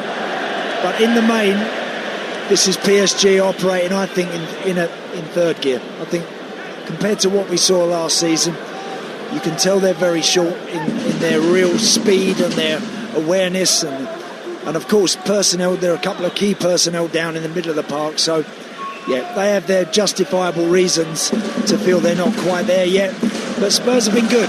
Let's not take anything away from them. I think they've approached it absolutely right and they've taken full advantage when they've had the chance. Well, the second half could only get better for PSG because from the kick-off they punted it straight out of play for a goal kick, which has been taken by Spurs and worked forward towards Spence, who has possession down by the corner flag. Hakimi's got it away, but Joao Palhinha on his debut after signing on loan from Bayern Munich plays the ball back towards Romero, out to the Tottenham right for Porro. Good movement forward from Palhinha. Palhinha looking for Richarlison, whose 100th goal in his career could come tonight. Well, it won't come from this move because Saint-Germain have been able to get Boris back behind the ball and Chevalier has the ball in his hand. Barnsley back ahead in the League Cup tie. Barnsley 2, Fleetwood 1. Toby Malaki scored at both ends in that. Here's Richarlison. Richarlison, good save from Chevalier. It was a low shot into the middle of the goal. Chevalier dived to his right, got his hands behind it to get it away. Now Van der Ven will be able to bring it forward. He's lost out, but Kvaratskhelia has fouled him. And Spurs have a free kick 20 yards outside the box. Yeah, nice strike from Richarlison. again overplaying PSG in tight areas and not quite on the same wavelength or in sync. Richarlison picked the ball up, and that shot stung the hands of Chevalier. Then they serve the ball forward very quickly. Mickey van der Ven is onto it, and Spurs have another free kick, and without hesitation the big guys again flying forward onto the edge of the 18-yard box. This free kick is about 35-40 yards out, central. Pedro Porro's got it. He's going to clip it in with his right foot, but the big guys have all gone forward. Van der Ven's name being sung by the Tottenham fans. Romero peeling away towards the back post. Great run from him, and his header is in through Chevalier. It's two. Terrible marking and terrible goalkeeping. Great delivery, but it's so routine. He's just made a run around the side of the PSG back line. He's onside, powers a header into the ground, not necessarily as an attempt on goal, but Chevalier dives to his left. He got a hand to it, but could only scoop it into the net. It's gone right through the goalkeeper. And Spurs in dreamland in Udine, they lead by 2-0. Yeah, real clever set play. A shocking marking and shocking awareness from PSG, but Christian Romero peels off towards the far post, heads it. I think he's actually almost going towards the far post. Maybe someone could get a touch. Chevalier there made a great stop in the first half. That's a howler, that's a stinker. That one's right in his hands, and he's got to be doing a lot more to deny Christian Romero there. But dream start for Spurs at the start of the second period. Well, again, the goal is being checked just to make sure Romero was onside. He is. Thomas Frank turns and shakes his fist, shakes a fist of delight at those on the Tottenham bench. They scored late in the first half, they've scored early in the second. Van der Ven and Romero. PSG 0, Spurs 2. Two set plays, Jim. Two set plays. Get good delivery, get a committed runner going after it. Anything can happen, anything, against the very best. Well, this is a test of PSG's resolve. Nuno Mendes making his way forward. Month to the day after they were beaten 3-0 by London opposition in the Club World Cup final. Champions League winners trailed 2-0 here in Udine against Tottenham. Kvaratskhelia, well found by Doué, got to the byline, right-footed cross is very well blocked by Romero, and it's out for a first corner of the second half, which has gone PSG's way. 2-0 Tottenham. Nice play that from Kvaratskhelia, 1-2 on the edge of the box. Actually, his touch once he got in the box was heavy, and it allowed Romero to get out and make a really important block. And the corner is taken short. Dembele fires the crossing. Kvaratskhelia going up for it with an overhead kick, but he's caught one of the Spurs players, and Romero has reacted really angrily because it was dangerous with Kvaratskelia's attempt. He's ended up catching Van der Ven, and Romero, sticking up for his teammate, has gone and has pushed Kvaratskhelia. He's only got eyes for the ball. He's not trying to hurt Van der Ven, but in making that attempt there in a congested penalty area, there was every chance he was going to make contact with somebody dangerously. Yeah, he doesn't really catch Mickey van der Ven, in fairness to Kvaratskhelia. It's good defending from Van der Ven. He was almost trying to throw a scissor kick at it and kind of half-heartedly pulled out of it. Van der Ven felt some contact, went down, won the free kick, and that's it. 6 minutes gone in the second half. Spurs lead 2-0. Ball over Bentancur and Kvaratskhelia. And a play for a throw that'll be taken on the Parisian right-hand side. There are 6 English clubs that have won the Super Cup before. Liverpool, Chelsea, Manchester United, Manchester City, Forest and Villa have both won it in their time as well. In fact, the only English team to have played in it and not won it is Arsenal. Kvaratskhelia has just knocked Richarlison to the floor. A few of the Spurs players asking the referee, but the referee deciding let's get on with the game. Good decision. But a blistering start to the second period. There was Rock Luis Enrique. He looks a little bit bewildered on the bench at the moment. because he knows his team aren't in perfect nick and perfect shape, and they're 2 down. Free kick to Spurs, taken short this time. Porro to Kudus. Kudus hanging a high ball in there, and it's just wide. And the Spurs fans on this side of the ground thought it was in. They saw the net ripple. Kevin Danso's header. As the delivery came in from Kudus, beautiful shape on it. Danso with a free header. Chevalier was beaten, but the ball beat him at the near post and hit the side netting. Yeah, it might have been better off there going back across the goal, Danso. Chance here. Another head kick from Barkala, but not a great one. Looking for Dembele, and Van der Ven can sweep up and get it away. And then a poor touch from Zaire Emery in the midfield. And Sarr has been everywhere so far, is making his way forward. There was possibly a foul from him, and possibly one upfield as well. Yellow card has been shown to Richarlison for kicking the ball away after the free kick has gone PSG's way. So Richarlison in the book. There were 2 challenges in there that the Parisians weren't happy with as well. Yeah, just a glimmer there of a real fast break for PSG, but it came to nothing in the end, as you say quite rightly, Jim. Richarlison it was who just booted the ball away, just to give his team a bit of a breather, gets himself a yellow card unnecessarily, really. Live game over on Talksport 2's had plenty of drama over the last few minutes. It's now Huddersfield 1, Leicester 2. Dion Charles missing a penalty for Huddersfield, but Daniel Vost scored from the rebound. That made it 1-1. Harry Winks then, just a couple of minutes later, restored Leicester's advantage. Huddersfield 1, Leicester 2.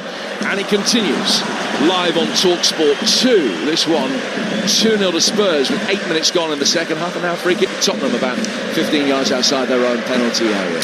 Yeah, I'm wondering who's going to be the first coach to make some changes. Thomas Frank's actually been talking a lot to some of those subs that have just gone out to warm up, the likes of Archie Gray and 1 or 2 others, Matisse Tell, I think. Brennan Johnson's out there as well, making sure they're all absolutely ready and primed to go, but just wondering what Luis Enrique will be thinking, because he won't want to overdo it with this starting 11.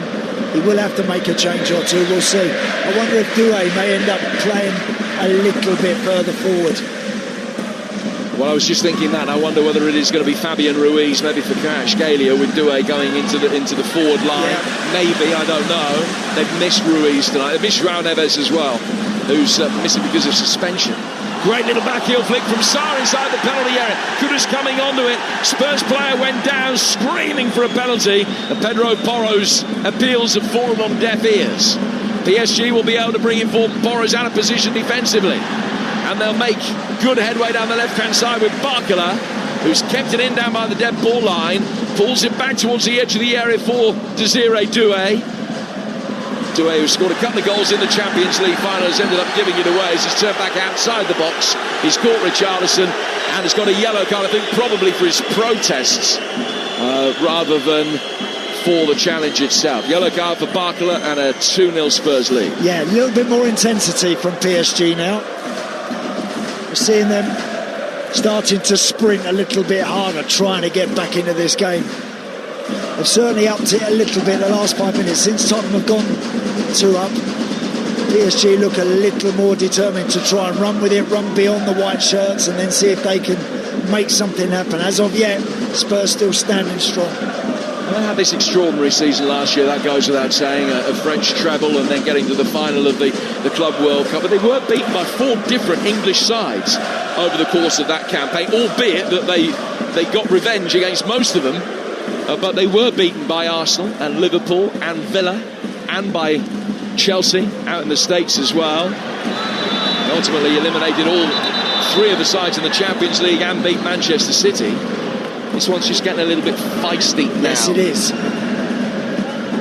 I'm not surprised, Jim, because PSG don't like it. And all of a sudden they're coming off second best. And they're getting a little bit rattled by it, but they've responded quite nicely the last few minutes.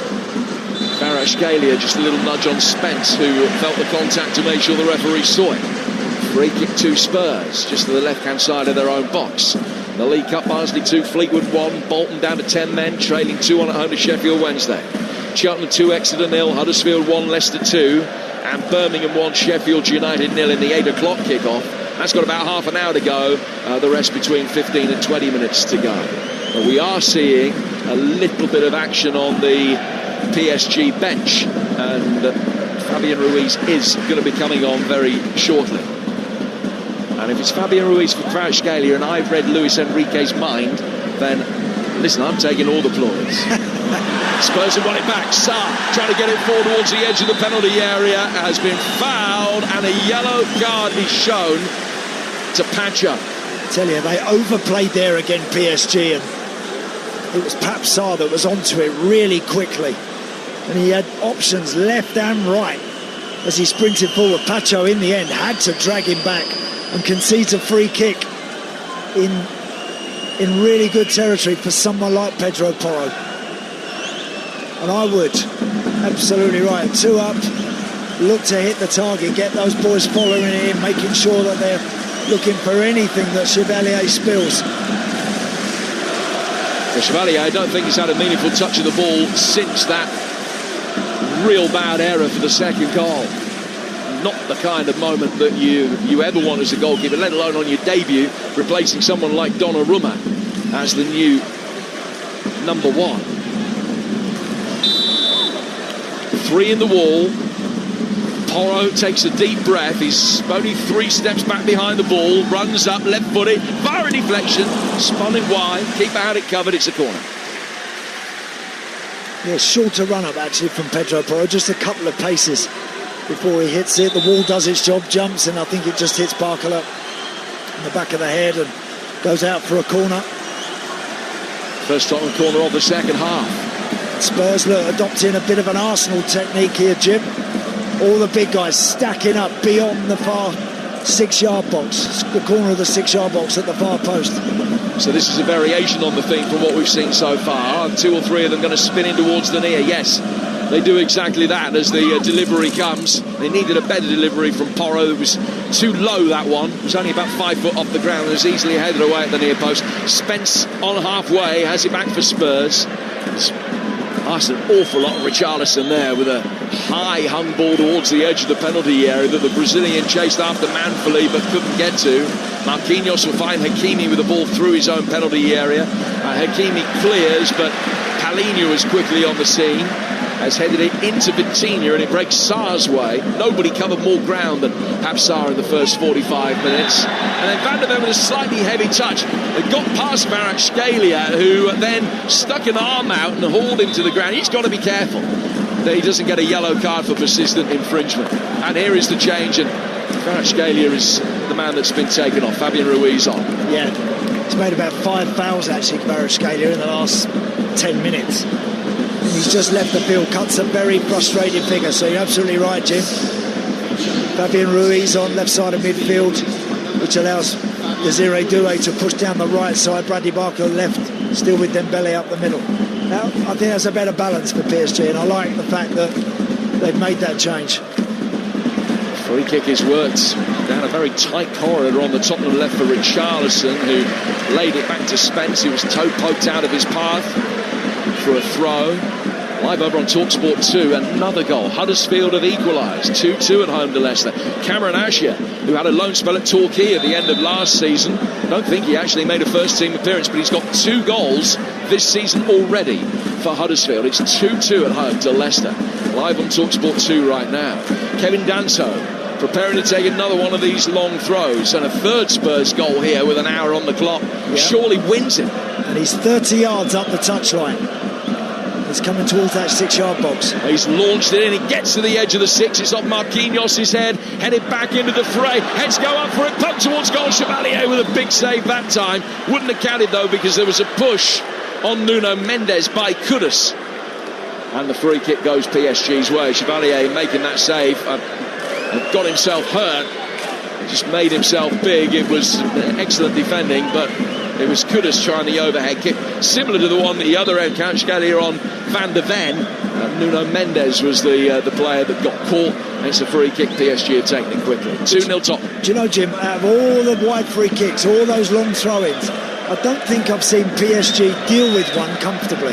Not one. I don't think I've seen Marquinhos climb majestically and power it away with his head. And and get Tottenham running back towards their own goal. Every time there's been a long throw or a corner or a set play, they've looked uncomfortable. They really have.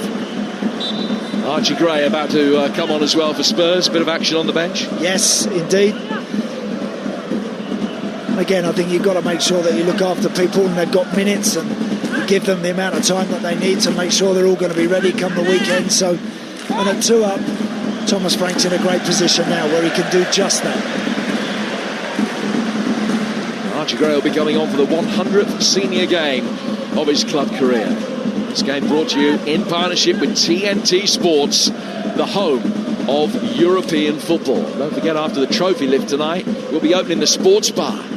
Jamie O'Hara will be a happy man. He's alongside Jason Cundy taking your calls on the sports bar. I'm sure it'll be mentioned that the only English club, if Spurs win this, to have played in the Super Cup and not won it is Arsenal. I think we might just get a mention there. Hakimi on the right-hand side of midfield from a quickly taken throw. Coutinho playing it through the midfield, and Nuno Mendes will pick it up. With 3 minutes past the hour. With Talksport, Jim Bradford and Andy Townsend talking through the action from the Stadio Friuli in Udine. Good ball inside the penalty. Oh, Hakimi's laid it back instead of going for goal. The resulting shot is blocked, and Spurs have enough bodies back together away before the offside flag comes up. But the ball was played through to Hakimi. He was in a central position, 6 yards out, and he's trying to play behind square. Yeah, he may have been offside. We'll have a look here. He made some good runs if you think back in. Yeah, close, you know. Really close. The flag went up. I'll tell you what, if the ball had gone in the back of the net, we'd have been having the tape measure out there for sure, because that would have been very tight, very tight. That's the first time really we've seen Hakimi do that this evening, and we again, to great effect last season in that Champions League campaign. He was in the box scoring and getting himself in some really good situations. Another League Cup goal at Bolton for Mark Wilson. Equaliser, 10-man Bolton 2, Sheffield Wednesday 2. Thierry Gale on as a substitute, picked it up 12 yards out, fired it through a sea of bodies in the bottom corner. It's Bolton 2, Sheffield Wednesday 2.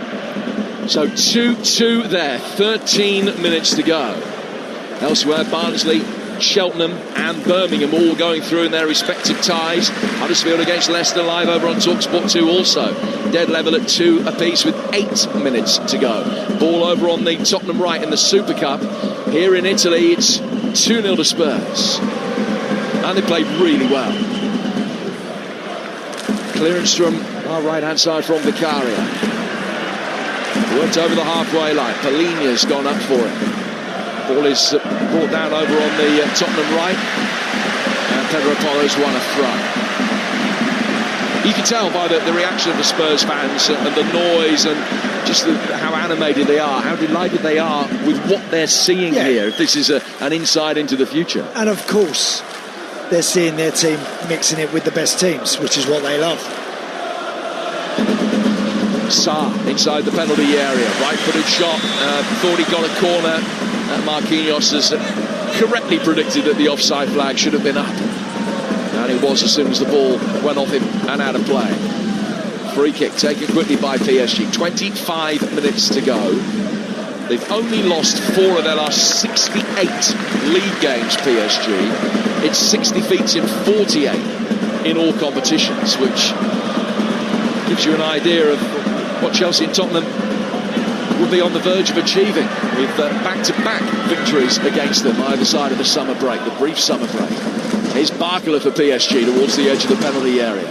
Zaire Emery, goal back for the Parisians, and it's got a whole different feel to it. Doué trying to provide it, left-footed effort, well saved. Vicario back on his feet, another shot comes in, it's blocked, another one comes in that isn't, but the flag's up, and it doesn't count. Barcola thought he'd scored and halved the deficit. It will, of course, be checked, but at the moment, the flag is up and it doesn't count. Yes, Fabian Ruiz, actually, who was standing in an offside position when the shot went in and Vicario parried it out straight to him. It came to him, he knew he was in an offside position. He cut it back nicely, actually, for Barcola, who finished it well, but flag immediately went up correctly. Yep, not particularly close, about a yard in it. But a little bit of personal cost for the Spurs back line. Kevin Danso ended up blocking the initial Fabian Ruiz effort, and it caught him in the upper chest. And he's now back on his feet. He is going to be able to continue. So more PSG changes. Barkler is going to come off, and he's going to be replaced by the 17-year-old winger Ibrahim Mbaye, and Lee Kang-in is on for Zaire Emery. So Ibrahim Mbaye on for his European debut. He started 3 of the last 5 league games last season, when the title had already been claimed. As I say, he's just 17, one of PSG's youngest ever players in European competition.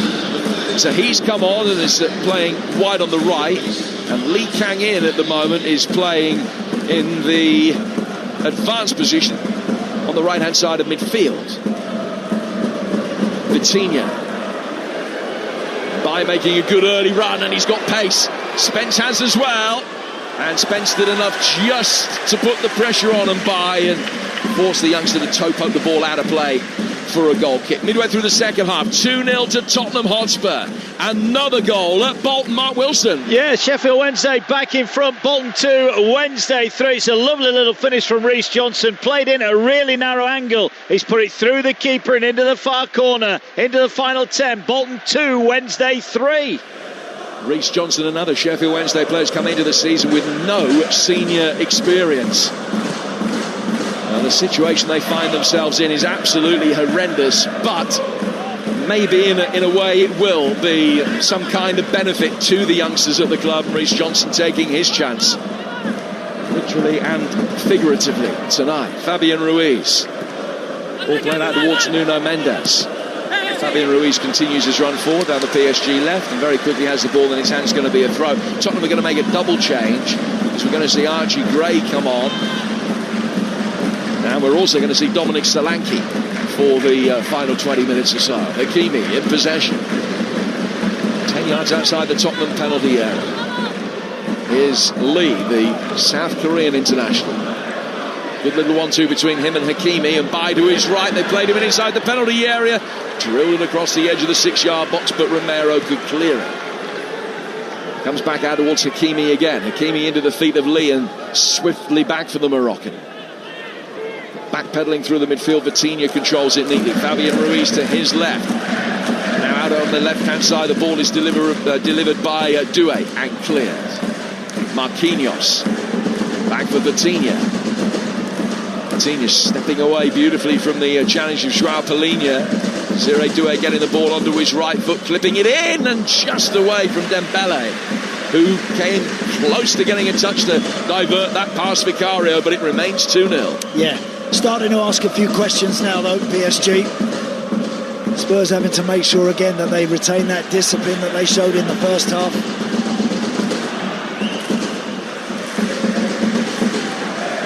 Trying to get it forward quickly. Succeed in doing that, but they can't find Richarlison. Now PSG have got possession back again. It feels as though they've actually got more control of the game at this point than they have had in any 5-minute period up to now. I agree, Jim, and actually more control in Tottenham's territory too. It's not just rolling it around to the back 70 yards from goal. They're actually now asking questions 40 yards from goal. Yeah, this one's not over yet. Slow burner of the PSG performance, but they're beginning to try and put some coal on the fire. Here's Lee. 20 yards behind him is Marquinhos. His captain plays it out towards Hakimi. Hakimi with a lovely little nutmeg of Spence, backing for Fabian Ruiz, pulled back towards the edge of the penalty area, and Dembele's snapshot goes wide. Poor strike. Great football from Hakimi. If Fabian Ruiz got himself into a great position, he was actually just offside anyway. Had the Dembele shot gone in the net, but he was about 10 yards out, 10, 11 yards out, slightly on the angle, missed the target. Got to hit the target there. Well, we'll have a drinks break. Tottenham are making a double change. Richarlison and Palhinha are the players that are coming off. Solanke and Gray coming on to replace them. We'll go to St Andrews. Perfect timing as well. There's been a goal for Talksport's Jeff Peters. It's Birmingham City 1, Sheffield United 1. Gus Harmer with a goal from a long way out, which has beaten the keeper James Beadle, but some controversy over it because the ball appeared to hit the referee. Play continued. Chris Davis not happy. Harmer just inside the Birmingham half, and he's beaten the keeper from there. Wow, controversial. Birmingham 1, Sheffield United 1. Sounds like he's almost hit that one from Acock's green. Birmingham 1, Sheffield United 1. We'll go to Bolton as well, Mark Wilson. Yeah, still 10-man Bolton 2, Sheffield Wednesday 3. Reece Johnson, the teenager's first goal for Wednesday. Lovely finish from a tight angle. Bolton, as you'd expect, throwing everything forward. 5 remaining here. Bolton 2, Sheffield Wednesday 3. And they're in the last couple of minutes of the other 3 League Cup ties. Cheltenham still lead Exeter 2-0. Huddersfield 2, Leicester 2 over on Talksport 2 right now. They're in the 89th minute of that, heading for penalties. Barnsley 2, Fleetwood 1 in a game which Toby Malaki has scored at both ends. Those are the 5 League Cup ties tonight. The draw was made earlier, incidentally, and undoubtedly the headline is that Manchester United will go to Grimsby in round 2. Those games take place a week on Tuesday and a fortnight tonight. They'll be live on TalkSport and TalkSport 2. We'll have the pick of them for you as always. More than 500 games over the course of the season. Let me also point you in the right direction for Friday night as the Premier League season starts again. And we've got the opener, Liverpool against Bournemouth. It's an 8 o'clock kickoff on TalkSport Friday evening, followed by Aston Villa on Saturday lunchtime. It's an 11 o'clock kickoff. Gabby Agbonlahor part of your team for that, and Gabby back on breakfast tomorrow morning with Shaban Ahern on TalkSport Breakfast tomorrow. We're back underway here, Spurs having made that double change, the drinks break having been taken, and we've got 17 minutes to go. Marquinhos, PSG trailing 2-0, and Bai laying it back behind square for Lee. Lee Kang-in down to Isaac and Bai again. Lee taking a touch, couldn't work the angle as he wanted to try and chip a left-footed ball inside the penalty area. Dembele still waiting patiently, taking up station between Romero and Van der Ven, and now making a run to try and get himself isolated against Jed Spence. Lee had seen that run, couldn't play it into him, and then a sliding challenge comes in, and it's really well done by Pap Sarr to win it back. Sarr's been excellent tonight. Yes, he's made some brilliant blocks, really important ones as well. Whenever Porro got caught a couple of times first half, surging forward, he was always the one getting across to make sure he was in the gully and in the channel to block any cross coming into the box. I think he's done very well. Jed Spence with the throw, flicked on well by Solanke. The referee has, I think, called Solanke for a handball. So it wasn't flicked on well. It was flicked on but not well. Marquinhos, Vitinha. That's a Nuno Mendes. His ball forward into the heart of the midfield is picked up by Fabian Ruiz. He sends it straight back for Nuno Mendes again. Spurs have won it back. Porro's done well over on the right-hand touchline. Knocks it square towards Solanke. He's continued his run forward here, but good covering from Nuno Mendes remedies the situation. He's played it back for Chevalier, who side puts it out of the box for Marquinhos. Marquinhos getting it forward. Here's Fabian Ruiz again. Spurs getting overrun in midfield at the moment. Ruiz to Vitinha. His ball through the midfield for Lee. Lee out towards Mbai. Mbai towards the edge of the box. A test of Tottenham's defensive mettle over the remaining 15 minutes of this game. They lead by 2-0. It's looking at a more fragile advantage than at any previous stage. Gonzalo Ramos is going to be coming on for PSG in a moment as well. Vitinha in the central area, 30 yards from goal.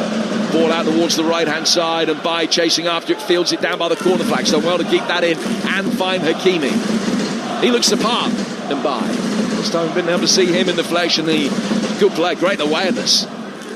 Clever little drop of the shoulder here. He's just trying to commit Jed Spence. Senses he's not going to get past him, so he's laid it back for Vitinha. Vitinha for Ruiz. Ruiz out to the left for Desiree Doué. Doué on the corner of the box, clips it in, and Bentancur heads it away. Again, Jim, see how well Spurs are standing up, not going to ground, not diving in, just making sure they get close, they get tight, and try and stop crosses. Couldn't stop that one, but it wasn't a good one. Hakimi sending it right through the penalty area to Doué. Back for Nuno Mendes again.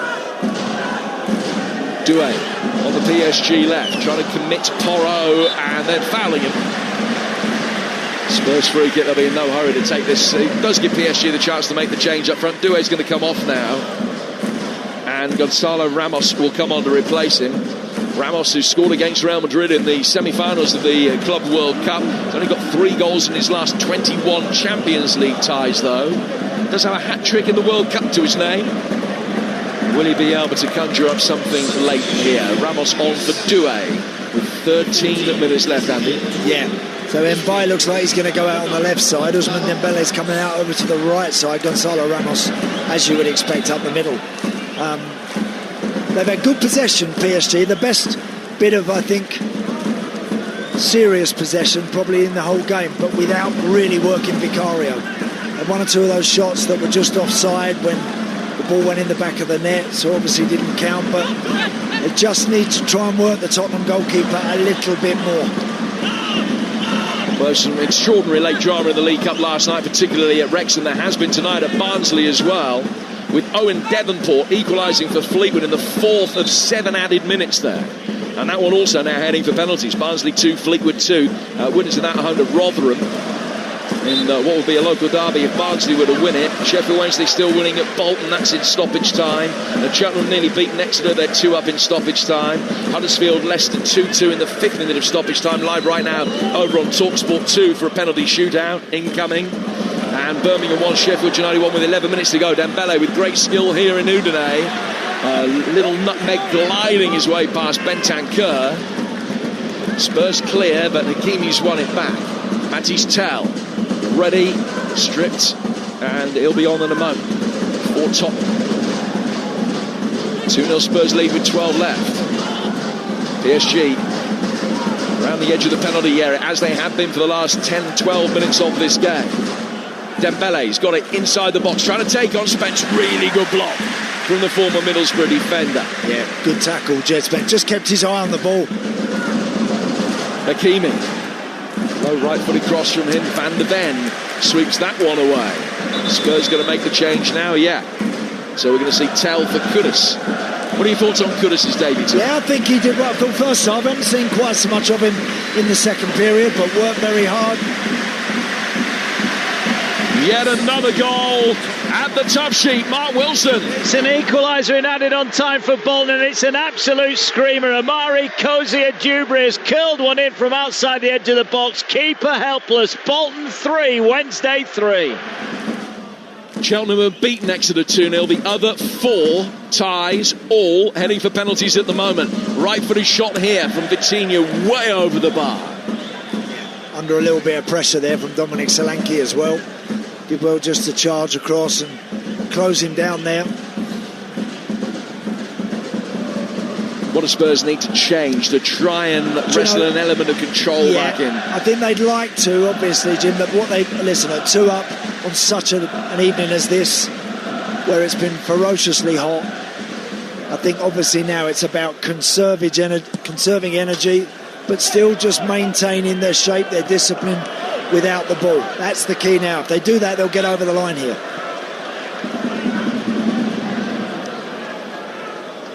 Fabian Ruiz has got possession. He's worked it through the midfield. 4 PSG's laid it out to the left-hand side, where there's a 1-2 involving Nuno Mendes. Mendes stops the ball on the dead ball line. Couldn't get himself in a position to deliver with his favoured left foot, so he's worked it back around a deep horseshoe again. Vitinha to Marquinhos. Marquinhos forward towards Dembele. Dembele coming in from the bottom right-hand corner of the penalty area. Oh, challenge from Tell on Lee, right on the edge of the penalty area. We had no chance of winning the ball there. He didn't. He tried to make that challenge from the wrong side, didn't he? And Lee was just kind of encouraging, offering himself there to be clattered, and Matisse Tell, duly obliged, concedes a free kick, and literally a yard outside the box. And this feels like a big moment with 9 minutes to go. Because if this goes in, it's going to be a long last 9 minutes for Spurs. Sometimes these can be a little too close, Jim. It's about a yard outside the box, slightly on the angle. And Vicario's got about 6 in his wall. So this is not going to be easy to get it over that wall and under the bar. 2 in a false Parisian wall in front of the 6 as well. Lee, is he going to be the favourite? He hits it left-footed into the wall, claims for handball, and the referee has blown his whistle, but only because there's a Spurs player down hurt. And immediately he was concerned that the man involved had been knocked off his feet in wearing that free kick, was in physical distress, and as a result of that, play had to stop.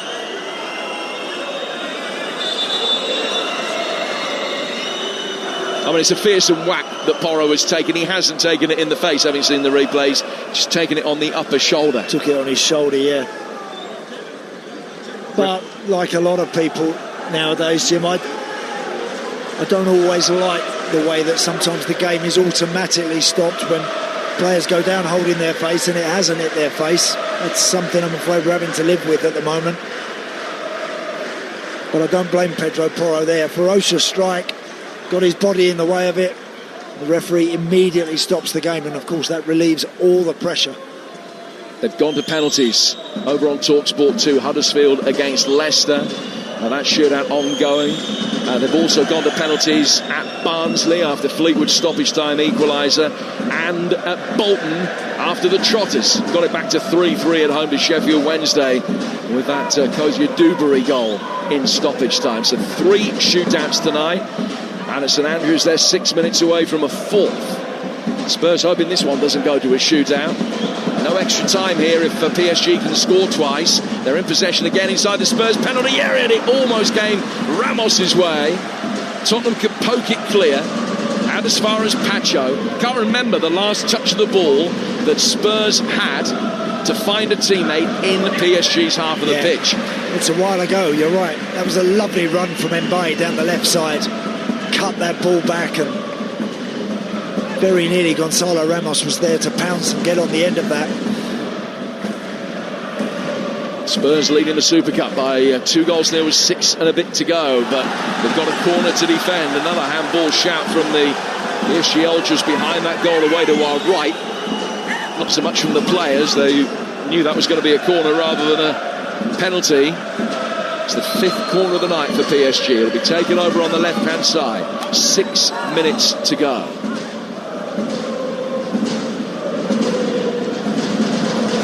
Right-footed in, swinging delivery towards the near post, and probably the worst corner we've seen tonight.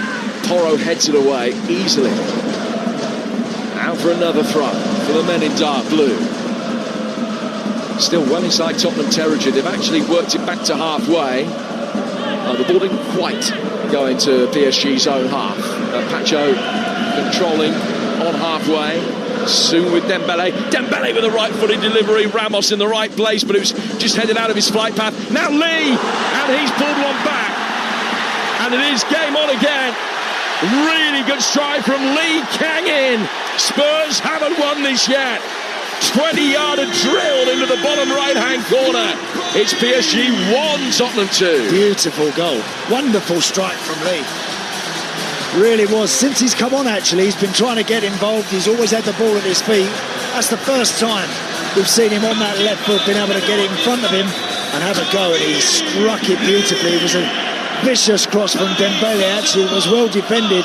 But when it come back out to Lee, 3 yards outside the box, slightly on the angle, on that left foot, fires it past Vicario. No chance. This one is not done yet. His first goal in 34 games in open play. Did get a penalty late on in a 7-0 win within that time. 4-0 win, I beg your pardon, within that time against Atletico in the Club World Cup. They scored tonight. Now Spurs have got to be a little bit more proactive. They had Berval waiting. He's put the pink bib back on. Danso preparing to take another long throw. The sign comes from those on the Tottenham bench for the movement that they want to see. It's launched in towards the penalty spot and half cleared, and Porro's then kicked the ball away after the free kick has been given to PSG. Referee actually reached for the card, then thought better of it. He's just given Pedro Porro the benefit of the doubt, but it's a free kick to PSG with 4 minutes to go. And another goal at St Andrews laid on for Jeff Peters. Birmingham 2, Sheffield United 1. Stadium has come alive. Jay Stansfield off the bench. Real quality, calmness, maybe took a deflection. Birmingham 2, Sheffield United 1. Well, they've been knocked out in the first round in 4 of the last 7 seasons, Blues, but that may well take them through to round 2. And a match at home to Port Vale Birmingham 2, Sheffield United 1 with 2.5 to go there. 3.5 to go here. And it's 2-1 to Tottenham, but it's all PSG. Dembele, deep inside his own half now. He's just played the ball to his left-hand side for Vitinha. Pacho gets it for him. Pacho out to Nuno Mendes. Nuno Mendes to Mbaye. Smoke billowing away to our right-hand side because a flare has been let off in the PSG end. The pink of the pyro visible as the smoke billows away. Beautiful moon has risen as well. Spurs hoping it's not a bad moon rising above the stand over on the far side, but that this is a night that gives a little bit of credence to the hope that it's going to be an improved season. Oh, Jim, brilliant stuff that. There's one for the kids, isn't it? 1969 as a cultural reference, nothing changes. Here's Hakimi, back for Marquinhos. Marquinhos outside the penalty area for Fabian Ruiz. Hakimi's ball inside the box, it's headed away. Comes from Marquinhos. Marquinhos to Pacho. Pacho through the centre circle.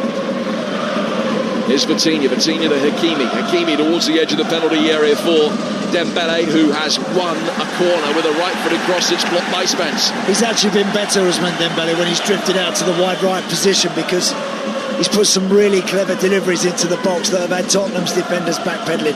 Corner off this right side. Dembele's going to take it. Fires it in towards the edge of the penalty area. It comes from Mendes, and that is a crucial block. Flies over the bar for a corner. He struck it superbly 20 yards out. And it's come off the head, I think, of Solanke to help it go over the bar. That is a really brave block. Yeah, he hit that like a rocket, Nuno Mendes, he really did. It's come back out for another corner to PSG off the right side, which Dembele will take again. I beg your pardon, it's Romero that it hit. It was really brave. Dembele taking this latest corner. It's off the top of Sarr's head, comes back outside the penalty area. Tell can't help it further away. Boval's going to come on at the next break in play. It'll be in the 90th minute by the time it happens. Here's Mbaye. Drop of the shot, gone to the ground inside the penalty area. Was he tripped? No is the initial verdict. It will, of course, be looked at. Spurs not happy because they think he dived. And Mbaye not happy because he's adamant that he was foul. Yeah, Dembele's got a yellow card there for protesting. All the blue shirts around the referee. It looks like Mbaye walked it up towards Danso. No, nothing in it. Nothing in it at all. And in fairness, it wasn't a dive either. He lost his footing. Yeah. Spurs will make the change. Sarr has been excellent. And he comes off. Lucas Boval on to replace him. He missed the Europa League final because of an ankle injury. But he plays in a European showpiece event now. Not for very long, he hopes. We're in stoppage time, or will be in the next 10 seconds by the time the game restarts. Sarr comes off. He looks shattered. He deserves to look shattered as well. Yeah, he's put some miles in, he has tonight. Worked really hard. 5 added minutes. The penalty shootout is over at Bolton. Who's won it, Mark? Sheffield Wednesday through 4-2 on penalties. It was Piers Charles, the Wednesday keeper, made 2 fine saves, pushed Morley's effort onto the post and then denied Conway. Wednesday are through. They'll play Leeds in the next round. It ended 3-3 after extra time. Wednesday win on penalties. Sheffield Wednesday at home to Leeds in the next round, one of the ties of the round. The 5 minutes of additional time has been upgraded to 6 because Spurs were making the change right at the end of the 90 minutes. So 6 minutes for Spurs to hold on here and win the Super Cup. Marquinhos climbing above Solanke, who's had very little in the way of service since coming on. Tell helps it on with a header. Volley then by Vitinha. High ball back out to the left-hand side for Mbaye. Started on the right, he switched flanks after Doué was replaced. Dembele now on the right with Ramos through the middle. Very difficult for Spurs to keep it at this stage. They're just knocking it forward, trying to gain a bit of distance. It's coming straight back. PSG very much with the bit between their teeth and pushing, trying to force this equaliser. Free kick has gone PSG's way. Lee was fouled.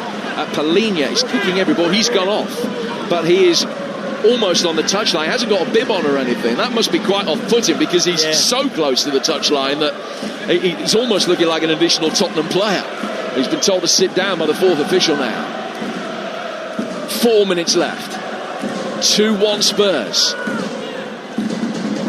PSG in possession with Lee, whose goal has added a huge amount of jeopardy late in the night for Tottenham. Mendes playing it out to the left. Gets it back again from and by.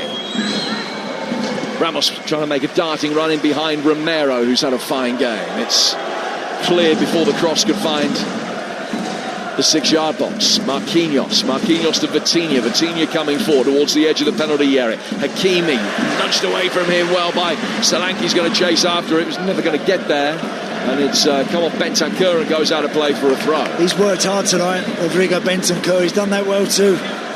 And that's not his game, flying into challenges and running after it. But I tell you, he's really committed himself to and give everything he's got. Spurs boys are on their knees right now, they're shattered. Lee's ball inside the penalty area. It's cleared by Bentancur. Huddersfield have knocked Leicester out of the League Cup on penalties. Ayew, El Khanous and McAteer all missing from the spot in the shootout for the Foxes. And Huddersfield won 3-2 on pens after a 2-2 draw. PSG bring it forward again. Marquinhos on the edge of the penalty area. Down towards Hakimi. Nudge around the corner for Dembele. Thrashes across in for Ramos, who's headed it in for 2-2. Wow. They deserve it, in fairness. They've been excellent the last 20 minutes. Dembele with a potent cross. And Ramos with a striker's goal. 4 yards out. Threw his header in. Diverted it in. Past Vicario. Spurs haven't been able to hold on. 2-0 up with 5 to go. But it's 2-2. What a brilliant goal. Stunning delivery again from Dembele, I think, on the overlap this time. Hakimi is and rolls it to him. Just having a look at where Dembele was when that ball was played to him. It's going to be another close offside call, but the cross was hit so hard, ferociously hard. And Gonzalo Ramos, middle of the 6-yard box, lunges forward just to get a forehead on it, and it flashes past Vicario. Has no chance getting anywhere near that. Brilliant, brilliant goal. Spurs so close, so close. Goals against them scored on 85 and 90 plus 4. So we've got 90 seconds plus whatever's added on by way of extra celebration after the goal. So maybe 2 minutes of play left yet. PSG might fancy that they can win it before it goes to penalties. They found a second win late in this game as Spurs have been desperately hanging on, but they just couldn't. Here's Tell on the Tottenham left. Spence making a run past him on the overlap. Spence has got it again. Cutting infield away from Hakimi. Tries to send it forward towards Solanke. That's blocked and Dembele beats Tell to the challenge, and now Lee can just flick it down for Dembele. Clever touch through the midfield for Marquinhos. Still a minute and a bit to go. Fabian Ruiz sending it wide from by. Tottenham desperately trying to regain their defensive shape. Lee, whose goal started this Parisian renaissance. Hakimi with a cross. Spencer's blocked it, but it's a throw to PSG down by the corner flag. I tell you, full marks to PSG the way they've come back into this game. They've been brilliant second half. They've pushed, they've harried, they've chased, they've forced errors out of Spurs, they've made them boot it long, conceding possession, and they've regained a threat. Oh, Dembele tipping it inside the penalty area. That's clear. Is there a push on Ramos? No. Spurs get it clear. I thought for a split second Ramos was dragged to the floor. He wasn't. There's been no real complaints from PSG. Tottenham player has gone down. Tell.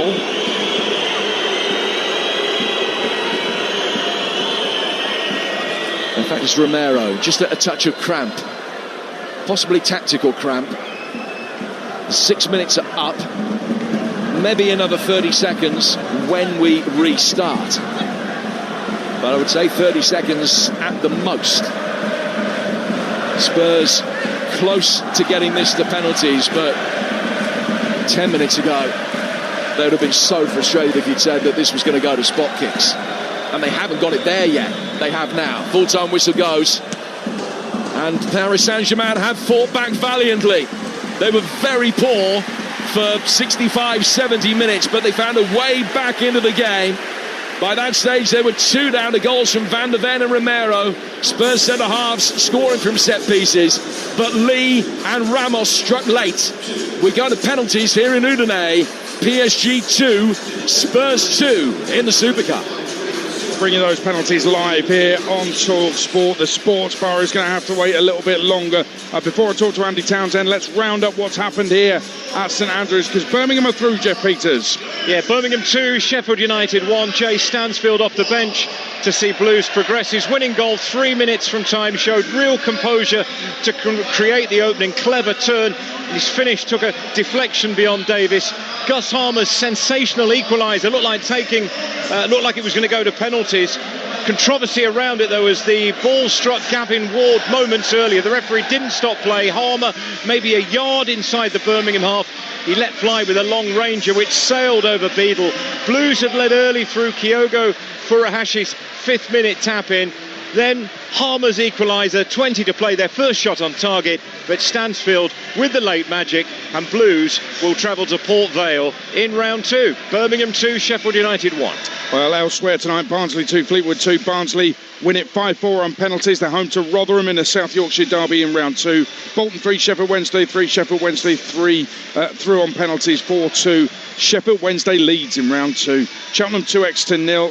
Cheltenham away to Cardiff. Huddersfield 2, Leicester 2, live on Talksport 2. Huddersfield win 3-2 on penalties and go to Sunderland in the next round. But back to Udine 2.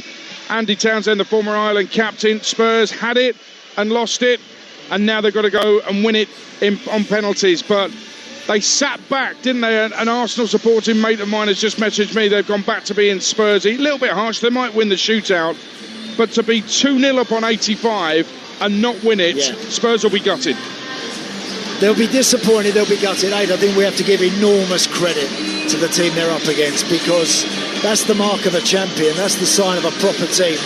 They're 2 down, they're on their knees, PSG, honestly. They've made changes, they've got players clearly not at the levels they want to be at, and yet they never gave it up. Second half, it started to click for them a little bit. They started to get it wide. Dembele was crossing balls into dangerous areas, and then Luis Enrique made the changes. He brings Leon, he brings Gonzalo Ramos, and how those 2 subs repaid him. First goal was a lovely strike with the left foot. Spurs might have been able to close down a little bit quicker. The second one was just brilliant, a brilliant delivery and a great striker's instinct to get in the middle of that 6-yard box and put his head on it. So I've really enjoyed the game. I think it's been a really good contest. We're not done yet. We're going to have to now see who's going to hold their nerve in the penalties. Well, Thomas Frank having them all in a circle. What a test for him. First competitive game. What a test for him. Goes to a shootout. Listen, it's real drama, isn't it? What will he be thinking, though? Because 2-0 up just after half-time, when Paris at the back were dreadful, the keeper was awful. What will he be thinking, really, though? Well, again, he'll be disappointed that the lead slips away. That's football, Aidan. That's top-class football. At the very highest level, goals can go in against you if you give someone half a yard, if you don't close down, and all the things that Spurs have done very, very well for 75 minutes. You know, they've done all of that. They denied, they'd had, of course, they had a lead. It's understandable that they sit back a bit at 2-up. They're not going to go crazy trying to get a third. The game was there, it was in the palm of their hand. So it's understandable as players are getting tired, they start to just drop a little bit. But PSG got their tails up pretty quickly in that last period of the game. Scored 2 brilliant goals, and here we go. We're going to now see which goalkeeper's going to be the hero. Spurs 2, PSG 2. We're going to penalties live on Talksport. Here's Andy Townsend and Jim Proudfoot. Well, the last 3 Super Cups that have gone to penalties have been won by English teams. Liverpool beat Chelsea in 2019. Chelsea then beat Villarreal 2 years later. And 2 years ago, Manchester City overcame Sevilla after a draw following 90 minutes. Is it going to be Tottenham's night? Haven't got a single player on the pitch who's taken a penalty in a shootout for them. PSG well versed in shootouts. They won the French Cup on a penalty shootout this season. They also beat Liverpool in the Champions League on a shootout. There was a big roar a few moments ago when Spurs won the initial toss, and the shootout is taking place in front of the Tottenham fans away to our left-hand side. They'll also take the first one. Dom Solanke making his way forward. Chevalier will feel as though he's had a real life tonight. An inauspicious debut after the bad mistake for the second goal, but now a chance to make himself a hero in the shootout. So here we are, Spurs in a shootout in the Super Cup. Solanke steps up, takes the first one, good penalty into the top right-hand corner. Well done, like to see that as well. Striker walking up to take the first pen in a shootout. Well done, Dominic Solanke. Nice, composed strike, and knew exactly what he wanted to do. Hit it firm, high, to the goalkeeper's left, and he can't get it. Really good pen. Well, Vitinha usually goes first for PSG. He did in both of those last season. Now the former Wolves man has taken the ball and he's made his way forward. He did score both of his penalties in the spot kicks in the shootouts last year. So much longer run-up than Solanke had, up against Guillermo Vicario. Puffs out the chest, walks forward, now runs up and hits the penalty wide. Sent the keeper the wrong way, and he basically had an empty net to pass it into, and he's put it wide. Yeah.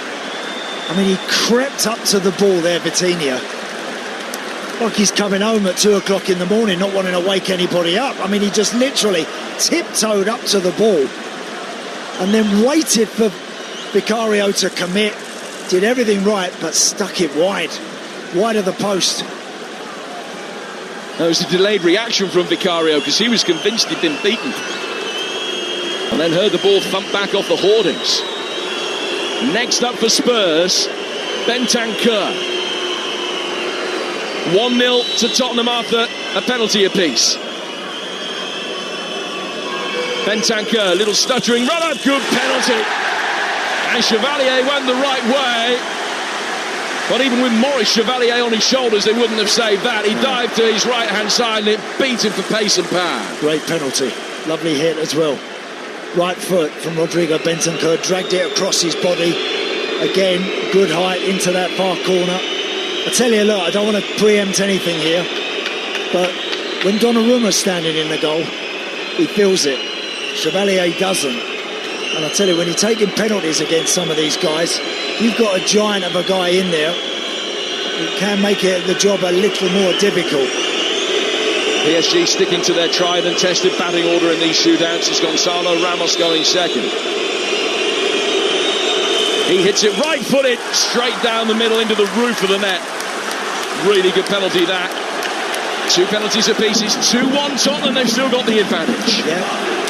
And it looks like Mickey van der Ven is walking forward here.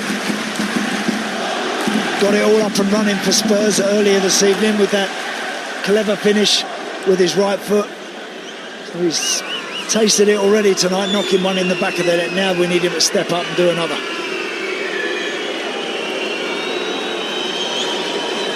So Van der Ven, first left-footed penalty of the night. Stands motionless, a yard inside the penalty area. Chevalier bobbing up and down on his line has saved Van der Ven's penalty by diving to his left. He raises a right arm above his head by way of celebration. And that Vitinha miss cancelled out. Good stop from the goalkeeper, that one. Stood up pretty strong. He's got his back foot behind the line and springs to his left. Guesses right. And it's a comfortable save. That one from Van der Ven is not tucked into the corner enough. And it was just about 2 foot off the floor. The first 2 penalties for Spurs have been 6 foot off the ground. That one gave the goalie a chance and he took full advantage.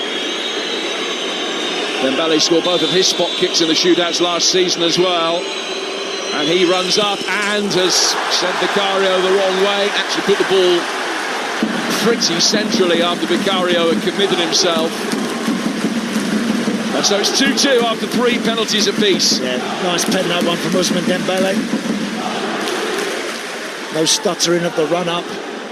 He just ran round it onto his right foot, then strolled up towards the ball and slotted it beautifully past Vicario. Now, you can't always judge by the way that a player walks from the centre circle up towards the penalty spot what is going through his mind, but sometimes you can. And I would suggest that Matisse Tel is nervous, because that is a slow walk. He spotted the ball down. He's addressing it really centrally at the moment. Sure, he will take a step sideways. He does. 3-4 steps, runs up, and then stops, and has put it wide. He sent the keeper the wrong way. Almost a mirror image of Vitinha's miss. He's then drilled it past the left-hand post. Oh dear, what a shame.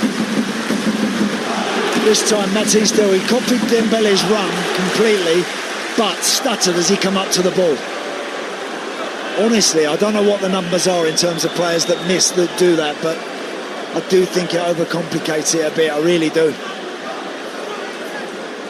That's bad luck. That's a real shame for Spurs, that. So Spurs have scored 2 from 4. PSG have scored 2 from 3. They've got the chance to get their noses in front for the first time in any context tonight with Lee Kang in.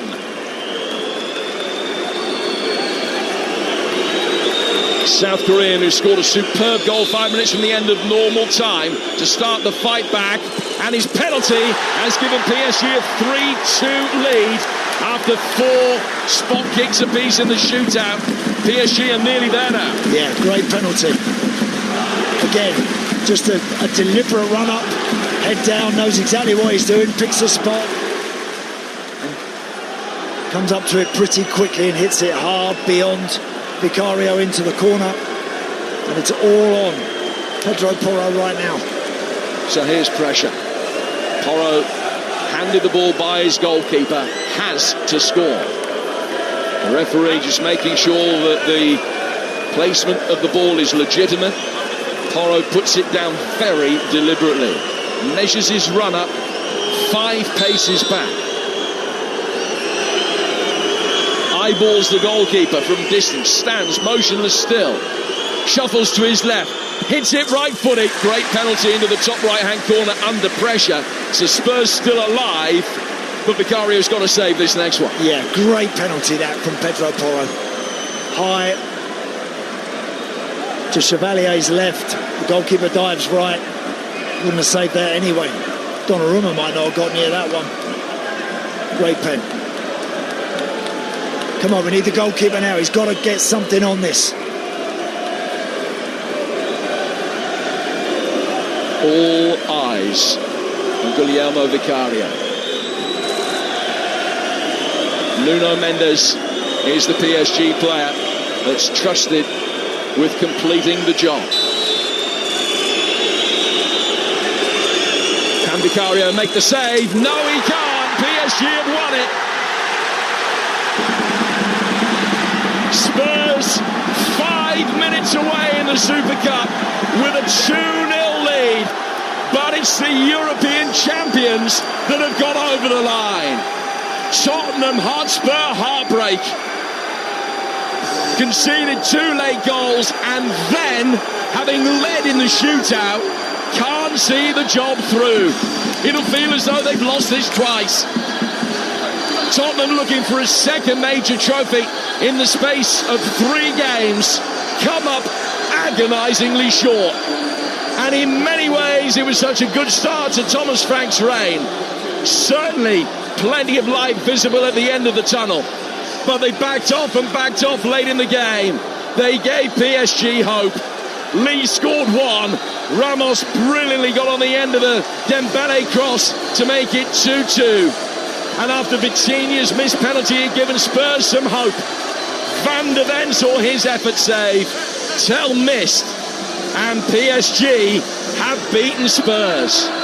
That will take a little bit of getting over. Heartbreaking way to lose it, but it's PSG that win the Super Cup for the very first time.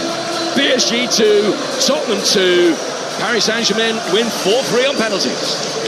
Well, one thing I will say, Andy Townsend, is that most Spurs fans will tell you that Vicario is pretty awful when it comes to penalties. He never saves them, and he didn't get anywhere near any of them. Vitinha's went wide. He went the wrong way, Vicario. So maybe there's a lesson there to be learned, and if you're going to have a shootout, is there going to be a sub-keeper to bring on? But I think there were a lot of pessimism among Spurs fans when they knew it was going to penalties with Vicario in nets. But that said, Spurs had the advantage because of Vitinha's miss. Van de Ven missed had his save, and Tells was an absolute shocker of a penalty. One of the worst I think I've ever seen, Andy. Spurs had it, but they let it slip out their fingers. Yeah, look, listen, football at the highest level, football against the very best players. That's what can happen. And Spurs have learned a big lesson tonight ahead of a Champions League campaign this season, that when they do have the advantage, when they are in front, when they are in pole position, they've got to make sure they see it out. They've got to make sure they get over the line. Yeah, some of their football was a bit scruffy the last 20 minutes. I think they thought they could do it. I think they felt that by getting back behind the ball, by getting close, they could deny it. Well, they didn't get close enough to lead with the strike from the edge of the box. And the equalising goal was an absolute peach. It was a belting goal. It really was top-class football. And credit to PSG, never gave it up. Not for a split second did they think, oh well, we've only been back 6 days, we're out of this, that's us, we'll forget about this and we'll move on. Not a chance, because the best players don't do that. And they kept going and kept believing. And I suppose when it went to penalties, I fancied them. And then Vitinha misses and you think, well, it might be Spurs' night after all. Look, it's not to be. It hurts. I enjoyed a lot of the Tottenham performance tonight, but they got scored a little bit in the end by a proper team who just refused to give it up. Well, just looking around on the pitch, the faces of the Spurs players are so long. Their chins are on the floor. I mean, Luis Enrique celebrating wildly with his players in front of their fans. If anybody thinks that this doesn't mean anything, think again, because Spurs could not be more down, and PSG are absolutely loving it. The European champions absolutely loving this tonight. Yeah, no, they are loving it. And of course, what happened out in America in the summer against Chelsea, that will have stung them a little bit. That will have hurt, and they'll have had to recover from that. They've had a month off, those players. They've come back and they've literally only just put the sun cream away, and all of a sudden they're here playing a big game tonight. And they look short. First half they look short. Spurs, I thought, full value for their lead. But second half, halfway through the second half, they just refused to give it up, and they picked it up. They found a gear. They found some momentum. A couple of changes. Moving Dembele out to the right side worked for them a treat, because he started delivering balls. Ramos was always in and around it looking for something, got that equaliser, and it's just gone the wrong way for Spurs tonight. It has. Look, they experienced the euphoria of winning the Europa League just a few short weeks ago. Tonight is one they've got to take on the chin. They didn't do a lot wrong, but they're up against a proper team, a team last season that was a machine that nobody could really get near. Well, tonight Tottenham got close. Not against the best PSG, but it still wasn't good enough. So, PSG and the quality, I understand what you're saying there, but would Thomas Frank do anything differently at 2-0 up? And it looked to me, and correct me if I'm wrong, Andy, but it looked to me like Spurs simply sat back, didn't even want to go into the PSG half, just wanted to protect what they got. There. So, would they do it differently in hindsight? Well, look, it's always dangerous when you start filtering back towards your own goal. It just is, but it's very difficult to stop any team doing that. It is very, very difficult.